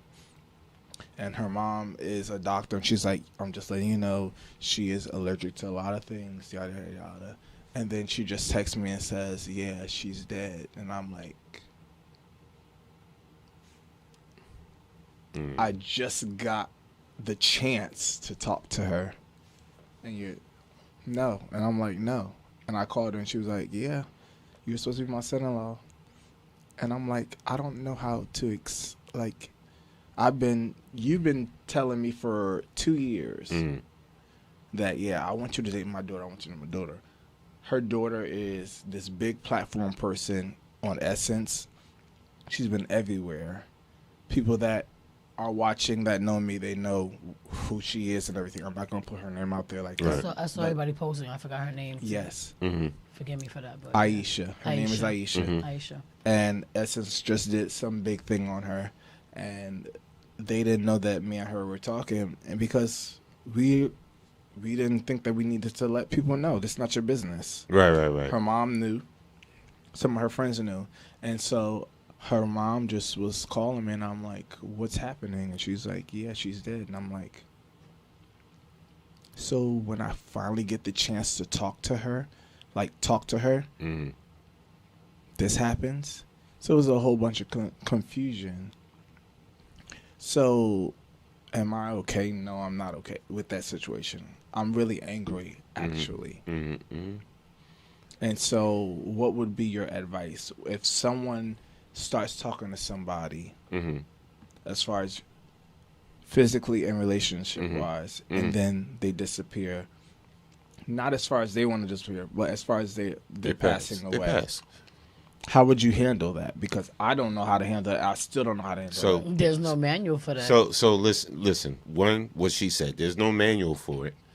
You said how should you handle it? So I'm gonna tell you. I'm gonna tell you how you should handle it. Number one, she was a Muslim, so I didn't think that I was gonna see her. So I'm walking in. My friends are like, "You good?" And I'm like, "Nah, I'm not good, bro." So they was like, "Okay, let's just walk in." They already saw that she was in there. This is how you handle it, bro. The way you feel you should handle it. And what I mean by that is everybody grieves different, bro. Everybody handles loss different. I handle it different. Kiss handles it different. I'm just saying, we all we all grieve different. So if you feel as though you need to handle it by going in your room, going home and just crying and bawling, you do that until you get out your system, then you do that. If you feel as though you need to get more creative behind that, you know what? I'm going to do this for her. Now I got another motivation to do this. But as an artist, I'm in my feelings, and I got to go do a show. So then you gotta go do that show. Then you go do that show. I'm doing the show right now, and it's my mother's birthday. You're right. And then you know what I mean? You go do that show, and That's then my mama. You put your emotions behind that. So you make that the best show ever. One thing the person that you lost, one thing they don't want you to do is fail. Right? Because this person that you lost loved you. This person that you lost cared about you. So they want to see you win. They don't want you to fail. I haven't been able to grieve, though, because the mother calls me. But you know what? They want to see you continue into whatever, you know. And one thing about it, when I'm realizing about loss, is that you can't change nothing. You can't bring somebody back. You can't. None of that. None of that. You know, and it's like, you know, acceptance comes in time, right? That comes in time. The whole grieving process. There's steps to grieving. I don't have the steps in front of me, but there's steps to grieving and the whole process, whatever, man. You handle it however you handle it. Whatever your heart says or whatever your mind feels or whatever like that, but you still have to keep on living. And this is one thing I'm learning about life, period. Because as I'm getting older, I'm seeing a lot of people I grew up with, went to school with, they're just leaving this world. They're passing. You know what I'm saying? I'm 50-something years old. So it's like I'm seeing people just pass, and people that's younger than me just leaving this world. And I'm like, wow. You know, and especially since this damn pandemic hit, it's like every time I turn around, I'm getting a phone call and this and that. So it's like. But I think that's what makes me, at a point, angry and not accepting it, is because she has so much to do, I feel. And then she was allergic to a lot of stuff. Right. So then one day she eats something that she wants us to eat. Right. She goes into shock, and then that's that. All right. So listen. And I didn't want. My first thing was, I was hurt, but my first thing was, no. To the mom, I'm like, no, we're gonna find a lawyer because this is a lawsuit. But I didn't want to do that because she's grieving, I'm grieving, the dad is grieving. But that's the mom. That the mom been in her life how long? You said what? Her mom been in her life how long? Since she was born. Okay, how old is she around? Like she was 36. 30. So 30. Her mom been in her life 36 years. You been in her life how long? For about 4 years. Okay, so. But it wasn't no relationship or talking type of thing. That was just a friendship thing. That would be for her mom. You know, as far as lawsuit and all that, that would be for her mom, whatever. And like one thing, well, that's why I didn't say one anything. thing you said that's key is her mom is grieving. Mm-hmm. And much as you loved her, but her mom is grieving way more, in dealing with a whole bunch. Mm-hmm. You know what I'm saying? You know, 36 years of her mom's life. You know, this has been her child. She lost her child. Yeah, she lost her child. Mm-hmm. You feel me? So it's like, if anything. Me, I would be there for her mom. Yeah. Oh yeah, I touch her every day. Like, what do you need? It's like at this point, like if you guys were friends and stuff, and you guys had a relationship, but honestly, the way I look at it, it's almost like I would be grateful to know that there wasn't that much to look back on.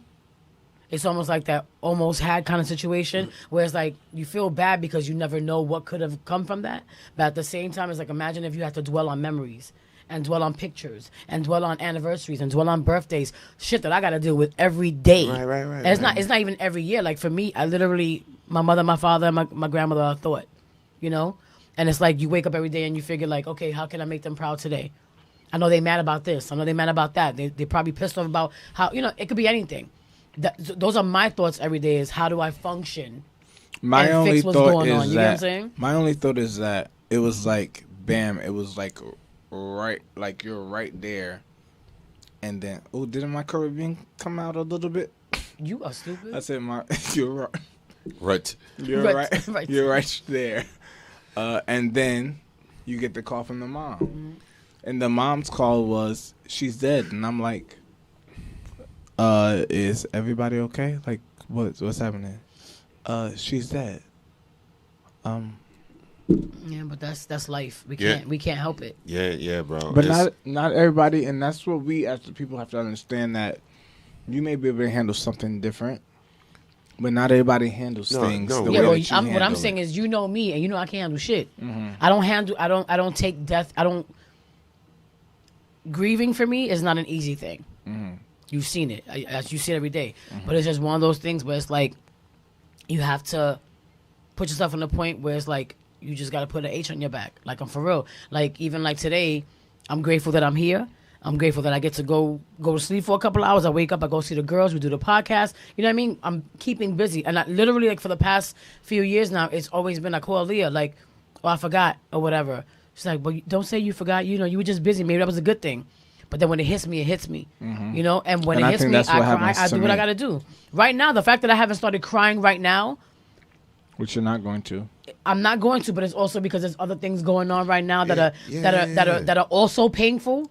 Even with being alive right now, shit that I'm dealing with family and whatever case is, that's painful to me. That I know that my mother would be proud of. But I think that my main question is to deal with the difference between losing a family member and losing someone who you've been intimate with. And that's what I'm asking about. Bro, let me tell you. I've been there too. You know what I'm saying, Luz? And no, I haven't been intimate, but there's been some, as far as intimacy, and what a lot of people don't know, if you're on the live, it's not about, intimacy is not always about sexual stuff. It's about mental, like, reading your mind and understanding that type of situation. So when you've read that person's mind and you talk to that person daily and you're finally saying, wow, I'm really getting a chance to be with this person or to talk to this person, and then they're going, how are you going to react to that once they leave? You finally get a chance to talk to Beyonce, and Beyonce is gone the next day. That's a bad example, but I feel okay, well... I'm just saying. I get what's your best example? Who do you want, celebrity-wise? I don't want nobody. No, I'm just saying, if a celebrity came to you, which celebrity would you want? I don't. That's kind of a tough. I don't look at celebrities like that. All right, so you know what I'm saying? Like, I'm not. Let's break this down, because we got to. We're talking about Norm. That's a different story. Norm can't be sitting here talking about, yo, Keith, we gonna go to the party August 28th and then pass away the 24th. I'm gonna bust your ass. It's a different story. No, I'm hitting him in the casket. That's what I'm saying. No, there ain't gonna be no casket. We gonna resuscitate him. What I'm saying is, it's different. You know what I mean? Like, let's go back to your question. Like, how do you deal with that? Whatever. Mm-hmm. Like you said, one thing I like is the serenity prayer, right? And even though that's sometimes for people covering or alcoholism, whatever, but no, it pertains to life, to things we deal with in general. And to me, that prayer has such a wider scope. Mm-hmm. So when you say, God grant me the serenity to accept the things I cannot change. Mm-hmm. You see it? So let's say that again. God grant me the serenity to accept the things I cannot change. You cannot change the fact that she's passed, that she's gone, right? So you're asking God to give you the serenity to accept it. The courage to change the things I can, right? And the wisdom to know the difference. Yep. Living one day at a time, enjoying one moment at a time, accepting hardship as a pathway to peace.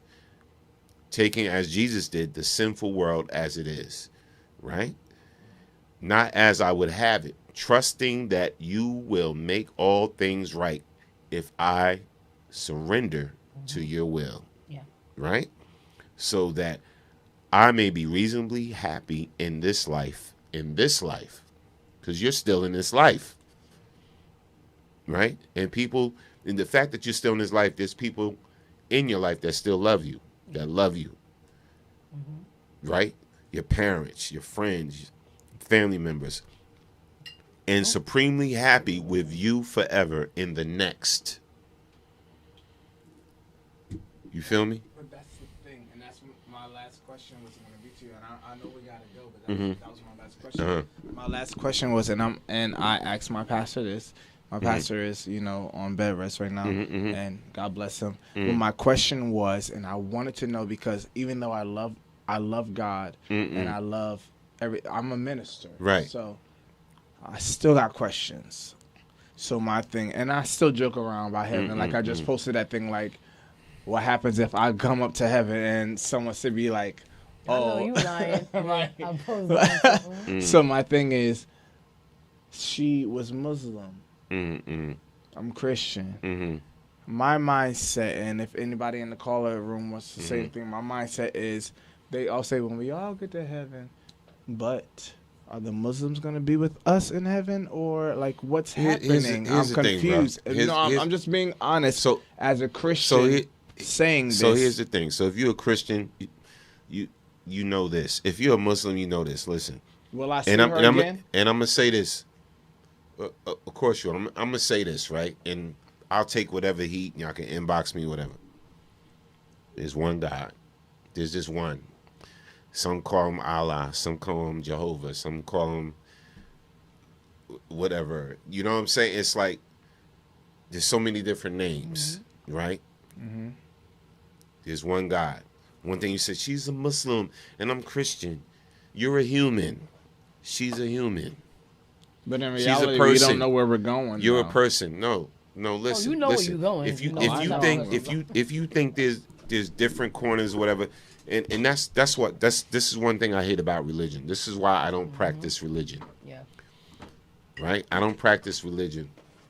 I'm a spiritual person. I practice faith, not a religion. I have faith. Yeah. In the things that I cannot see. I have faith in the things that I cannot see. Right? But I don't practice religion. Religion divides us. Right? And I say this all the time, like 50,000 times. The devil's biggest weapon is division. Yep. Oh, yeah. So let me divide. If the devil can say, oh, you have Muslims, you have Christians, you have Buddhists, you have this. That's all division. And then you got Christians in the Christian faith, you got Methodists and Baptists and Protestants and Episcopalians and this and this and this and that. And Chupacabras. But all that is division to me, right? It's division to me. Right. So this is norm. I ain't trying to put, what I believe on anybody else. But there is one God. One name. For all of us. There is one creator. If you do believe in God, because there's a lot of atheists out there, and that if that's your thing, that's your grind. I respect what you believe, whatever like that. I don't follow it. I don't practice it. But for those that do believe, there is one God. So when you talk about Muslims and Christians and whatever, that's just another way to me to divide us, right? And even with the Quran, the Holy Quran and the Bible is so similar that people crack me up when it, whatever, it's different names, it's different this and that, whatever like that. It's so similar. All that's so similar, whatever like that. But my thing is, how are you living? How do you treat people? You know what I'm saying? What do you do to improve mankind, period? How do you walk this earth? You know what I'm saying? What things are you doing for people other than yourself? And these are the things we got to start talking about more so than what belief are you, what religion are you, what this are you, whatever. Like, forget all that, man. Man, there's one God. You're human, I'm human. I cut you, you bleed. You cut me, I bleed. And stop with the foolishness. You know what I'm saying? And then realize, I'm going to say it over and over, and I'm going to put it on a shirt. The devil's greatest weapon ever is division. He wants to get everybody and that's against each other. And that's it. Why do you think you got Bloods and Crips and somebody's killing somebody because they're wearing red and somebody's killing somebody because they're wearing blue, whatever? It's division. Sweet. It's all of this division, man. It's like, cut it out. But anyway, listen, bro. You're going to get through that. You're going to get through that, and just realize there's a greater plan for you. You have your life to live and everything. And the best way to honor her memory is to be the greatest Steve Lavelle you can be. And that's real talk. But that's what I was just saying to piggyback, and then we're going to be done because I know you got to go. But the biggest thing was, as far as artistry, that, like you said, Kiss, a lot of people don't know what you're going through. So they just want you to be, and you're not that because they don't know what you've gone through. So you could have had a horrible day, horrible week. You could have lost somebody and then didn't want nobody to know about it because it's none of their business. And then you got all of this stuff coming to you, and you got to do a show. Well, it's not your job to care. That's like he said, we're human, and everybody goes through that. People the same way you can sit there and say people can't expect for you to just be chipper and smiling and shit all day because everybody's day is not going to be filled with joy. Nobody lives in a perfect world where everything is going to be exactly how we plan it or how we think it should be. Yeah. We all got a story. God wrote our story a long time ago. So if my story was meant to feel the pain that I felt since I was 19 and not have my parents and have death after, then it is what it is. You know what I mean? Do I have to accept it? No. In my mind, I don't. But I have to. Ultimately, we have to accept it. And we got to live with it. And all we can do, like he said, all we can do is just continue to wake up every day and try to be the best version of ourselves. That's it. And make the people who have gone on before us, the fact of the matter is that you touch each other's souls in a certain kind of way, and now you have that to live for, and you have that to motivate you. No doubt. Listen, my pain is my motivation. I say that every day. We want to thank everybody for joining us on the Storm Warning Show, BKS1 Radio. We'll be back next Thursday. Please show love to them, y'all, because without them, we would be nothing. I promise you, we wouldn't. No doubt. Appreciate you. And they do. And people show the love, and we appreciate the love and everything like that. Again, prayers going out to Biz Markey. Yes. Also prayers going out to the family of Miss Golden, Christina Holt. She gives the feeds the homeless every Christmas, every time, and BKS is always with her. She calls us up. We rock out with her and feed the homeless. She passed just recently and everything. Good woman, man. She passed. She just turned 50. She passed. And everything. And you know, when I got the news, we was all devastated and everything because she had the heart of gold. So prayers and condolences to her family and everything. And everybody, listen, man, start taking care of yourself better, love yourself more, and love on each other a little bit more. You know what I'm saying? Love on each other a little bit more. And let's start putting a lot of petty things aside, man, and just love somebody while they're here. Just love somebody while you're here, man, and let them know that you love them. All right? Peace and blessings. We got to go. Yes. Yes, we appreciate you all. And again, remember, this show is never about us. It's always about you, because you are the next best kept secret. Damn, she's good. And we out of here. Don't play. I got the mind of an elephant. Don't Peace do and me like blessings, that. man. Thank everybody for rocking out with us. We didn't know that. Listen. What you doing? I forgot because it's been a year. Don't play with me. We out, y'all. Love y'all. Thank y'all for watching. We didn't care about trains, planes, or automobiles. Good night.